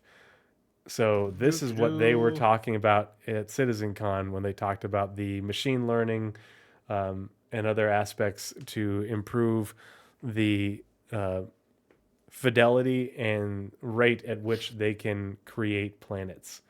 And basically just create an AI program that says, hey, we want a planet with these realistic characteristics and with these sorts of biomes, ready, set, go. And it will do the planet painting work that the devs have to do right now that takes them weeks, and be able to do that probably, in a matter of hours, essentially. And to allow the devs to not have to do that painting work, but instead be able to go immediately into fine-tuning the planet to suit their art needs rather than having to do the planet painting by hand, which several weeks to complete for a small team to create a planet is still really good, but it's a lot longer than it needs to be for them to get to where they need to go. I definitely need Vulcan. It's a struggle pushing 15,360 by 2160. Holy crap. The heck? How many monitors How many is monitors that? do you 3? have to run Star Citizen specifically? How many monitors do you have set up to play Star Citizen? Because that's not one screen. There's no way that's one monitor. Yeah. I don't know. I only play Star Citizen on my main screen right here, and that's just a I think north end or north 34 end. You mean inch. UWUD? Ultra wide definition. I have 3: one 57-inch G9 and two 32-inch G8s. Holy crap! I do need to get another monitor, but There you go. I knew it wasn't one. with initial focus on the groundwork required to set up spatial partitioning. They're currently deciding how this will work with server meshing and server crash recovery. So spatial partitioning, to be able to, Ooh. with the planet at the very beginning of development, to be able to set up the planet to be able to subdivide So into zones for dynamic server meshing. they haven't used a spatial partitioning word. And it's been used in 2 places before they changed what they were talking about. Unreal Engine and Star Atlas. Star Atlas, however, said spatial partitioning of server meshing was impossible. So, ha! In your face. But spatial partitioning in Unreal Engine is how you actually are able to make open worlds basically infinitely with the Unreal Engine 5 without having terrible things happen. It's an optimization system on their end. Mm-hmm. The devs also introduced the concept of default planets for the internal editor so that it's trivial for anyone to create and use a planet for testing. Ah, nice. Yeah. So anybody who's like building locations onto the surface of a planet can just grab a default planet of a certain type to be able to, place assets on there and test them and see how things look and work. But yeah, so Planet Tech V5. They were talking about this at CitizenCon. Now they're going to get started in development of it, and here we are. And the reason they're getting work on this is so they can rapidly build star systems as we lead up towards dynamic server meshing. I can't wait to hear what all is in the plan at CitizenCon. Yeah. For V5. Yeah, they'll present on it for sure. Yeah, I think it was Stop annoying the cat. I think it was. They said that. I think it was last month's report. They said like one of the focuses of it are speed and diversity, and and density. Yep. And I want to see these guys are nuts. Like these are the people who changed the game entirely in 2016. So I want to see and they said when they came out with V4 on CitizenCon stage, Jared asked, "Hey, what's V5 look like?" He said, "Well, we have no idea. We're not actually planning to do a V5. I think we have everything we need." They said we're making a V5. What terrible things have they come up with that they can't do with V4, other than the generative stuff that you were talking about? Mm-hmm. Pardon me. So excited. And doesn't include a rework of ArtCorp. Yeah. On the VFX programming side, in addition to water improvements, the team continued with networking support for the fire simulation. They're also making changes to the augmented reality render layer to enable support for holographic weapons. E.g. muzzle flashes, projectiles, enemies, and impacts. What is a holographic weapon? Well, it's the AR, so I imagine overlay over the weapons. Augmented reality render layer to enable support for holographic weapons. I don't know what that means. Maybe like a overlay to like point out, hey, this is the weapon they're carrying. Maybe. Like a I haven't- highlight on the weapons. I don't know. Yeah. I don't know. I got nothing. Yeah, I don't either. That's VFX or graphics, VFX programming, and Planet Tech. Back to you for in-game branding. Branding? In-game branding and location work together on Invictus launch week with work approaching completion. Shocked. Yeah. But interesting. I wonder if in-game brand if they're doing a little bit more this year. The It'll be branding, interesting to see how it's different from last, Yeah. for sure. Yep. The branding work for cargo containers and additional signage for various locations is also nearly finished. A Useful. lot of the branding we saw. RSI Aurora. at- Is it, though? What? Oh, The- yeah, it is. Especially once we get like the final version of chip component modularity. Like when we finally get the Aurora that they showed off in the original Aurora commercial, it'll be a lot better. And that's why I hold out as a Aurora lover. But yeah, we saw a lot of the branded containers at CitizenCon, so I'm very excited to see those actually continue their way into the game. And getting my toy cargo containers to put around my hangar. God, I want those so much. All right, and right. back to you for interactables.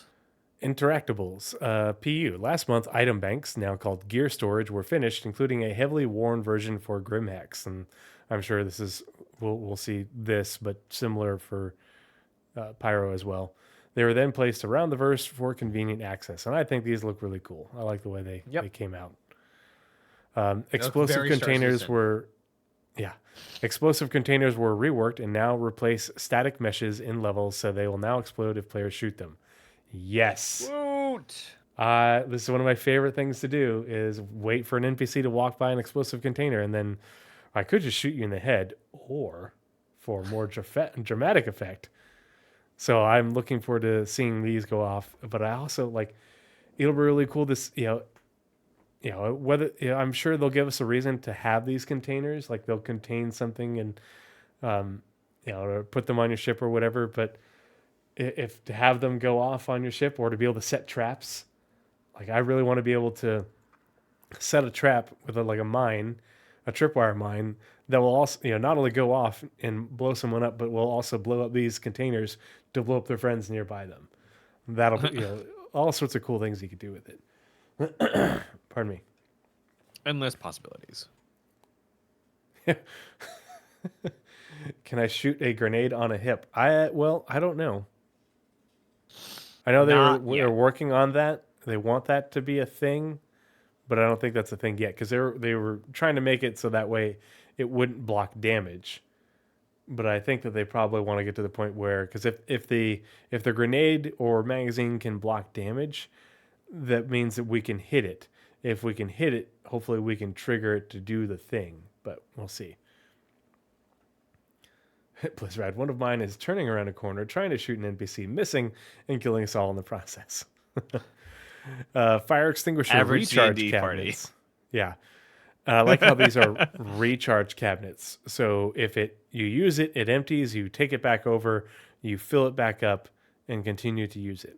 Progress through gate rocks and are currently being taken to final, while cargo hover trolleys are being finalized in preparation for the cargo hangar update. Hell yes. On to you for lighting. Lighting. Notice Alongside how task- this has been almost exclusively PU. There's been so little on the squadron side. Yep. I imagine there's just going to be a little bit of a lighting pass when they're like, hey, it's content complete. Yep. So, somewhere near CitizenCon. Alongside task for instance hangars, freight elevators, and distribution centers, lighting worked on Invictus launch week. They also supported the upcoming character customizer, including addressing community feedback to solve some long-standing issues. Boop, boop, boop. That's it. Just lots of same as usual. Doing their job. Mm-hmm. It's because no one's taking their jabs. Okay. God, those distribution centers are looking cooler and cooler. I Just tried to go visit one the other night when I was able to get into 323, but I wasn't ready to deal with the trespassing, and I hadn't had time to pick up a job yet. So Yeah, Um, so the first time I tried flying the C2 there, I figured out you can kill yourself by turning at full speed. So watch your Don't do that. G-forces when flying the C2. The second time I tried to get there in a hull C, because I'm like, it's a cargo place. I'll take my cargo ship. The the server decided that my ship was not going to stop and just went straight into the ground and phased through the planet entirely. So I didn't get there the second time either. Hull C is now a bunker buster missile. Yeah. Wasn't it always? Locations. Last month saw the locations team polishing content for Alpha 4.0. What? Yeah. Yeah. Dang. They're done. Just like, get this out of Yeah. here. We're done. Yeah, I mean, I don't think that's a typo because Wow, in the and next that's not- sentence they it's say not just they working also on- closed out. Yeah, the next sentence they also say they say they also closed out the upcoming distribution centers, adding content and quality to give players the best possible experience on launch. Well, distribution centers are in 323, which is separate. So they ready for 4.0. Wow. Yeah. Polishing just. Mm-hmm. Also, I really like the next sentence. Please read the next sentence. They also kicked off pre-production for new mandates officially beginning in Q2. Oh, What you want to bet? That's building interiors? Oh, that definitely building interiors. Yeah, because that's what they said after distribution centers. They'd be getting to work Back to on building interiors. Yeah, I mean there will be people. I guarantee there will be people making more distribution centers or working on the underground. More But modules. some people will be moving over to get started on the work for building interiors. A lot of And the there'll be a people whole who do bell the curve, white like box a crossover and bell curve. yeah, the people doing white box work and concept art and such and design versus the people who do the gray box final art phase. Yep. So where we the- saw like the ISCs of the white box of the underground facilities, though that white box team is probably going to move over to building interiors. Exactly. So the in about landings- 6 months, we should get an ISC on building interiors again and white boxed. Mm-hmm. The landing zone team finalized art for instanced hangars and prepared them for implementation across the verse. Yes. They missed it. They were so close. They should just sit around the verse. They were so close. Yeah, around the verse. For implementation around them. They were so close. Maybe I'll have some time alone to myself this next week where I can go visit the distribution centers and just walk around and explore. I'll try and stream it so that way people who don't have Wave 1 access can see.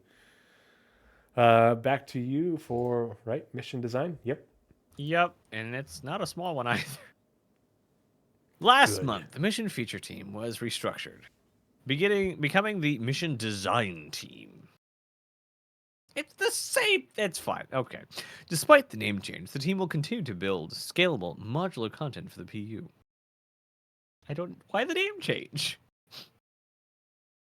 I guess feature is specific and design is also specific. I don't know. Following feedback on the Overdrive Initiative event, the team is revisiting the standard data heist mission.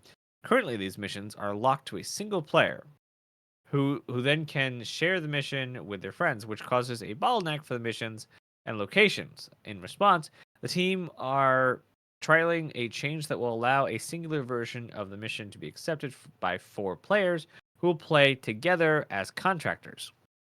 This is an effort to free up missions and locations to create similar effects to Overdrive Initiative, where people who usually play solo are part of a team, potentially building friendships and enhancing the MMO feeling.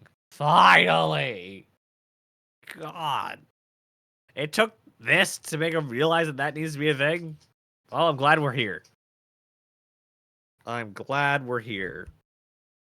People have been begging for team-based missions since the beginning. I'm glad we're finally at a point where it's not only an event, but now it's written in the core mission setup. Hopefully they continue to follow this play as a team kind of structure, because like the payout ramping did not do what they wanted it to do. Just because there's more people more people to more payout did not actually work well. They didn't do more payout. They did, this mission requires more people, so the payout's bigger. So if you can complete it solo, you get more money. That did not work. Not work at all. Work progress on the upcoming cargo hauling missions, with players being tasked with hauling tracked goods from one location to another, as requested by a shipping company.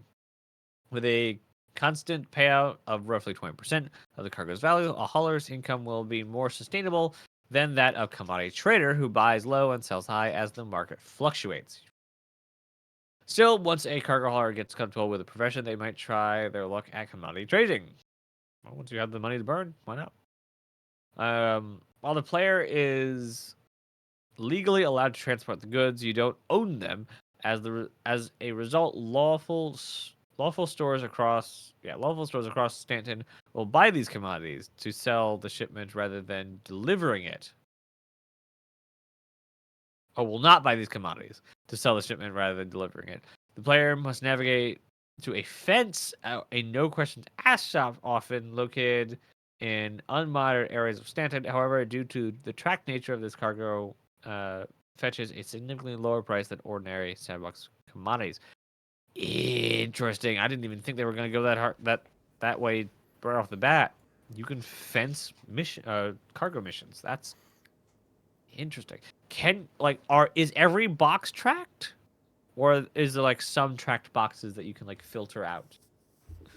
That'd be nice. I mean, eventually we're gonna get a scanner. I imagine it'll all be tracked. Oh, Yeah, but it'll be interesting to see how, because it's not just fencing for you stealing the cargo and saying fuck the reputation, I don't need it. It's, if a pirate takes your cargo, that it isn't just go to Grimheck sell. There should be different locations for them to go to for different things, and make them like bespoke locations. This person at this derelict outpost will buy, this and this. Yep, that'll be really cool. I look forward to that entire system being expanded on, because eventually, there's different cargo containers. We will be able to hopefully transfer the commodity to a different container, sell that one instead of the tracked one, or find a way to just disable the tracking entirely, being able to sell it then. Yeah, very nice. Let's see. The upcoming addition of wildlife to the PU, mission design began working on related content, building 3 mission variants. Kill X amount. Yay, we have the base kill 5 or get 5 wolf pelts. This extermination population control mission tasks players with killing a predetermined number of animals on a planet. Players must locate the animals themselves. A clear location. This will be a specific location that requires having its animal population dealt with, and kill and collect. That's the normal one. This is one of the first resource collection mission types where players must locate animals and collect their resources. Nice. I hope that's that the kill and collect. And I misread the kill X amount, and I thought it said this extermination population control mission task players with killing a unprecedented number. And I was like, whoa. Oh no, predetermined. Unprecedented number. An unprecedented number. Yeah. So my question is, does the Maroc lay eggs? And when can I start making omelets in my kitchen on my ship? I know, right? Cooking is still one of the things they've not said a word on cooking. As much as Yep. they've talked about crafting and survival mechanics and everything else, cooking still is nowhere to be found. They talked about like survival and hacking and building interiors and all these other features like the new UI and never have they ever talked about. They talk about poop. They've talked about pooping more than they talked about cooking. You got to have one first. Like I am really excited. The egg I want, did come one of the before in this instance. I'm that's like one of the things I would love to do is be the chef on the ship. Like I'm gonna be the captain chef. And if anybody want here has seen Strange New Worlds, that absolutely that.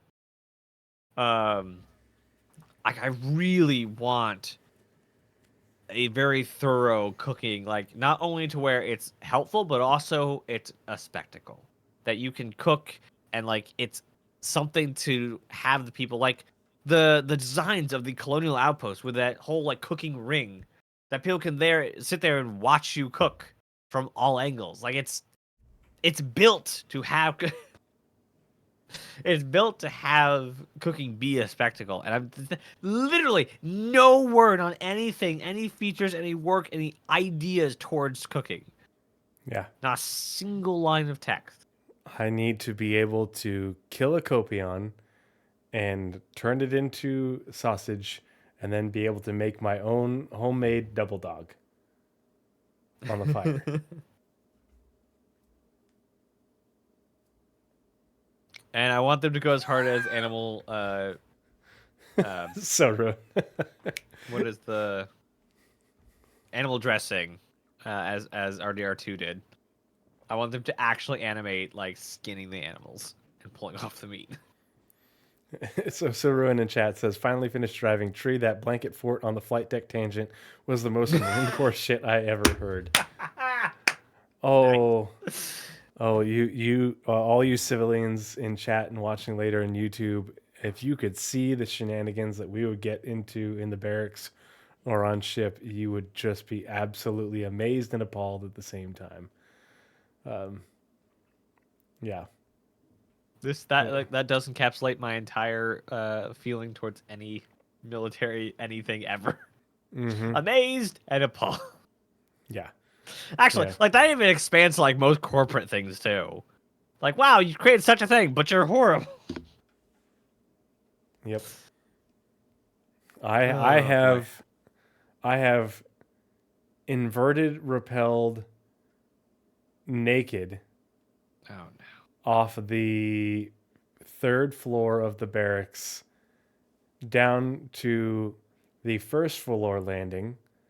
And when I say inverted, I was upside down. So Spider-Man like. Yeah, I mean you're face down rappelling, and then when I got down to the bottom, I just came underneath the second floor landing and went like this. Did upside down, like instead of doing doing a keg stand, I wasn't standing on the keg. I was just inverted and doing it, and then righted myself and used ascenders to climb back up to the third floor. Wearing nothing but my whoopee as a cape. Why? Was there a purpose to this? Because I could. Okay. Well, that's purpose enough, I guess. Oh boy. Yeah. Where is duty? Duty is duct taped to the office chair. Yeah. Oh boy. Okay, sorry. Tangent. But It's yeah. fine. Oh boy. Following a recent hire, ominous, some older mission modules were refactored. Getting people up to speed. Such as the Destroy Illegal Satellite mission received a small faith list. Neat. Can New they hires on the- refactor the Twitch Pachenko. the missions where I go wreck diving and you find the bodies and the black boxes and stuff on derelicts? Those are my favorite missions. It's something so simple that is so cathartic to me, and with the new EVA, I want it. I need those missions to get a facelift so they don't load in bugged, and there's loot and crates to be had on those ships, not just not just the de- 1/8. Yeah, well, and even the dead bodies that spawn in there like aren't like they're Lootable. barely lootable, not in the Yeah. correct sense. Yeah. Yeah, agreed. Yeah. I imagine with Plant Tech V5, server meshing, and all this other stuff getting really fast, like all the location work that people have done to procedural location stuff, missions is gonna fall really far behind if they're not careful. And they are working on the uh, modular missions so they can quickly run them together. But so far, like all the missions we do are predominantly placed and detailed. And that's just not going to fly when we're kicking out 2 systems a year plus. Like, I have not heard anything about the mission feature or mission design team being able to create content swiftly. It's all and for the most prominent reason of all the stuff they've done so far has been the first time they've done it. Like a lot of this was, new mission bits for animals, new mission modules and things. So I guess they haven't really had the ability to try and do a whole bunch all at once. So I guess Nyx is going to be their first real test on, can you make a system with a ton of missions in it really fast? Yeah. Oh, and that's why the missions are modular. Mm-hmm. So that way they can plug them in anywhere. The trick will be getting the modules to work with various locations. And that's why so many of the locations are built modularly and dressed up different or rearranged, and they should still function because the base components are there. They're just rearranged and dressed in a different way. But Yeah. yeah, And that's mostly location team that sets it up to be hooked into missions. So hopefully, my worries are assuaded, but I fear for missions lagging behind. And all we'll get for a new system is all the procedural stuff, not any of the location specific stuff. yeah. Let's see. So finally, narrative. Following the further testing of Blockade Runner, a small change was made to ensure the event stays fun and engaging for all players.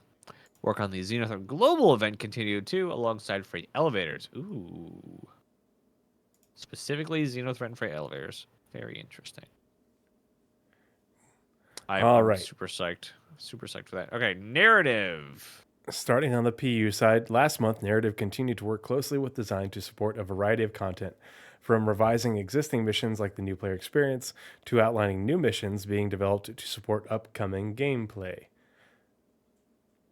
Upcoming gameplay. What gameplay is upcoming, Naz? There's a lot of upcoming gameplay. What specifically are you pointing at? Oh, I'm just throwing the bait out there for hacking missions, but yeah. Ah, okay. But also resource management. Narrative. They've been talking about Narrative's those job is to repair get- missions for ages. Yeah, narrative is supposed to do also mission givers. Yeah. So And they have to update the existing missions like the new player experience to add in the new mechanics, how to function with inventory and hangars and, how to do master modes and all that versus in the new quantum travel system, what have you. The team continued to iterate on further narrative initiatives designed to bring more character and stories to the universe. This resulted in a series of proposals that they've been reviewing with design. They also continue to outline ways to improve AI behaviors to sell more of the Star Citizen lore. Narrative also met with some of the gameplay teams to talk over the loreification of upcoming systems. So Narrative also met with some of the gameplay teams to talk over the loreification of upcoming systems. Are they talking about gameplay systems or star systems? Oops, that's Because if they're talking about star systems, they're talking specifically about hey, this is what we've been writing about for the themes for these star systems and putting in the Galactopedia, and so I this think it's is the gameplay systems could be because it's lore. So the systems they already have the lore. Whether it needs to be updated for gameplay, that's a gamification of the lore. Loreification to me sounds more like they're taking gameplay systems yeah and loreificating them. making them fit within the lore. Yeah, Mm-hmm. and a lot of it is just slight tweaks to the current lore or adding in lore where there wasn't any lore. Yeah. Another group of hosts went up on the website as well, including a Whitley's Guide for the 890 Jump. The narrative team also tackled a handful of questions from the forums in a new edition of Lore Makers, alongside another batch of Galactopedia articles. I highly recommend checking those out. The Lore Makers community questions are always good and insightful. One in there about Misk and the Shion. Yep. And then if you want to learn more about the lore, you can come hang out with me when I cover the Galactopedia update. And we just got one today. Speaking of the lore makers, I'm just kind of glancing over it. You know how you did in the first ever Pathfinders on the size of systems? There's a question in there about the size of Pyro. Yep. Yep. All right. So Lore Kills gameplay is going to be nice and packed. And you got Squadron side. Oh, yeah. Squadron side for narrative. Last month, narrative continued to close out work, adding additional narrative touches throughout the campaign. This included providing text for numerous fluff terminals, not fluffer, fluff, and screens, as well as non-interactable set dressing items that provide opportunities for world building. For example, a TV screen that displays news headlines of the day. Text passes were completed for several mission-specific discoverable items that needed fleshing out. An example of this work is crafting the specific text inside a data file that players can uncover during a mission. I love those little tidbits. It's why I always uncover everything and hack everything, open every door, search every box. The team also made a pass over objective text and map labels to ensure they're clear as possible. Additionally, a small recording session was held in March to pick a few lines of voiceover and ambient chatter that were needed to help bring the world to life. This was all alongside continuing to review levels with a mind toward polishing and improving the storytelling and narrative pacing of gameplay moments. That's it for narrative. Back to you for online technology. Woot. In March, the online services team worked towards refactoring the social services backend. This involved porting these services to gRPC, as well as making updates to these for server meshing. The team are currently working to reduce EAC anti-cheat false positives in preparation of enabling sanctioned enforcement. Scary. Lastly, online services finished off long-term persistent work for character customizer, enabling players to save their characters between patches. They're getting ready to be able to use EAC to ban people. They have to reduce the false positive rate before they are ready to start using it to say, hey, you are cheating. We're going to ban you. And, kill your account. Yeah. Interesting, because that kind of goes against something one of the devs said not too long ago, that they weren't interested in policing the game themselves, but this is specifically altering the files, not playing the game. This is not griefing, this is cheating. Yeah, not griefing, this is cheating, this is altering the files, this is using hacks and stuff, and yeah, that's fine. All right, then back to you for R&D. All right. In March, work continued on the temporal render mode. Tracking movement of objects moving through clouds was improved so that history can be rejected or kept as correctly as possible. A novel method was developed because typical disocclusion algorithms only work for opaque scenes, but the team want objects to fly through transparent clouds, be partially occluded by clouds and fog, etc. Okay, so yeah, they want it so that way, depending on where you are in the clouds, will determine how visible you are or aren't. Not just you go into clouds and you're gone. The generation, and that's not just for ships. You know, if the clouds are hugging around a mountain, if the clouds are thick or thin, will determine on whether, you know, how visible the mountain, or maybe skyscrapers. You know, clouds on Arccore. Oh, Yeah. that'll be cool. The generation and blending of soft depth for clouds and atmosphere was improved. This depth information is crucial to properly handling history rejection when moving through clouds.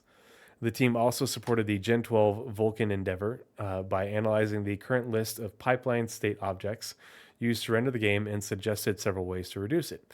These suggestions are being worked on by the render team and will result in shortened shader pre-cache phase the first time players start the game. Pre-caching is done to avoid shader activation related hitches during gameplay. So they're trying to move it so shader caching occurs while more shader caching occurs while you're loading into the main menu versus just loading into the game. And so they're trying to figure out how to reduce the list, so that way you can load more of these shaders needed for the game when you first open it up, rather than when you load in the game and they only load specific shaders. So more Wasn't of a there also somebody talked about seeing if they were going to look into seeing if they could start loading shaders in the launcher? yeah, that's what I mean. Like you open up the launcher, it starts loading shaders even as you're, you know, I think they meant when you open the game from the launcher, not versus, you know, versus, because right now you are compiling shaders when you load into the game, like, and what, like the actual game universe, not the main menu. And they want you to be able to compile, you know, load and compile shaders as you're launching the game to get into the main menu, rather than waiting, because right now it's a several minute process, you know, that bogs you down when you first load into the game universe. And if they can reduce that time by making it so like the generic shaders for the game are loaded in the main menu, and then location specific Part of ones the crew, part of the ship. Part of the crew, part of the part of crew, the ship. part of the ship. Part of the crew, part of the ship. Part of the crew, part of the ship.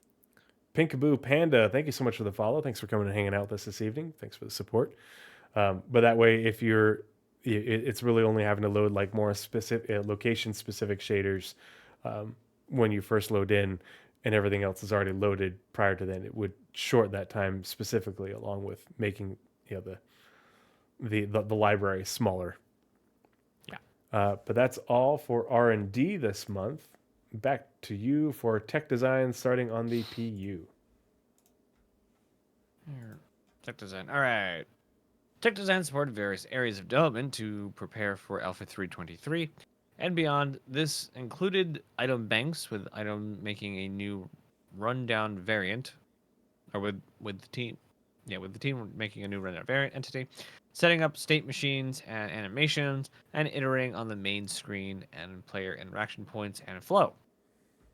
Hangars were supported alongside ship flight, including iteration on the new AI behaviors to make them more responsive to player actions. Master received Polish 2. Support was given to QA for visual scripting and automation, and nodes were added for getting the setting player states or status. For UI, the design team worked on test level setup and FPS crosshair, and hit markers, updating and polishing animations, and bug fixing. General bug fixing was also done on various tools, and workflows received improvements. And on to the squadron side. March saw tech design provide interactable support across multiple entities and chapters. They also began an initiative to optimize the implementation of AI usable coordinators or coordinator. For flight, the AI was reworked to make entity or enemies more difficult and responsive, and the combat test level was updated to assess the changes. A small change was also made to ensure that a specific character flies slowly when they lead quantum travel. Various bugs were also fixed for flight, including issues with quantum travel target selection, AI not using gimbals, and the Drake Cutlass being invulnerable when shot from behind. General support Working coordination as intended. and bug fixing was provided across the project. And then second to last, UI. All right. Let's see. So, okay, starting on the PU side, UI. Last month, the Montreal-based UI team worked closely with the core gameplay and UI teams on the new cargo gameplay updates.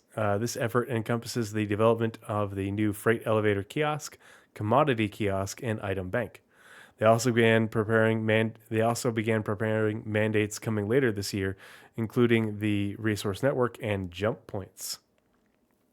The UK-based team focused on adding the new player-facing UI to the game. The new version of the mobiGlass was made fully functional in time to get player feedback, with visual polish still ongoing. The new visor and lens received visual improvement, while the last functionality elements were ported over by the programming team. UI also continued to polish the new shopping UI and character customizer ready for release. On the Squadron side, March saw the UI team working on player-facing UIs used at specific locations to support key plot points. And the team are currently optimizing the game's opening level to improve the player's first experience with better storytelling and increased frame rate. Finally, the devs worked on UI seen in cinematic sequences, designed brand visuals, and created screens so that the actors can react to at key points. Last but not least, VFX. Back to you, Nez.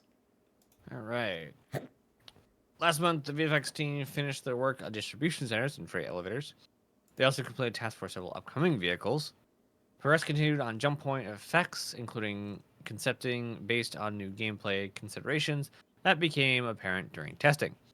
The team took another look at water effects to coincide with the graphics team's plans to release some of the water improvements that were shown at CitizenCon. And then on the Squadron side, Progress continued on jump point effects. Yep. Interesting. Can't wait to see those. So on Squadron, last month the VFX team continued their ongoing support of other teams. This involved a focus on optimization, particularly for some of the more intensive scenarios in the game.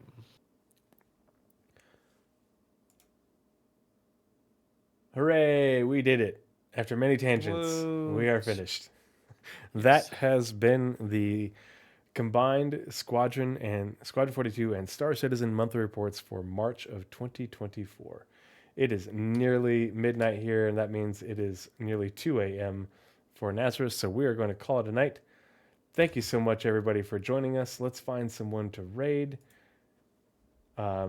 I don't know if I will be able to get on at all the rest of this week, but I will keep you posted on the events in my Discord and on Twitch. Encore. But yeah, let's find someone to raid. Let's see who's out and about right now. Find something else to read. Find something. So I just did the math. I looked up how many days till October 20th. It's still 6.2 months. So I'm still sticking with Squadron at CitizenCon. Okay.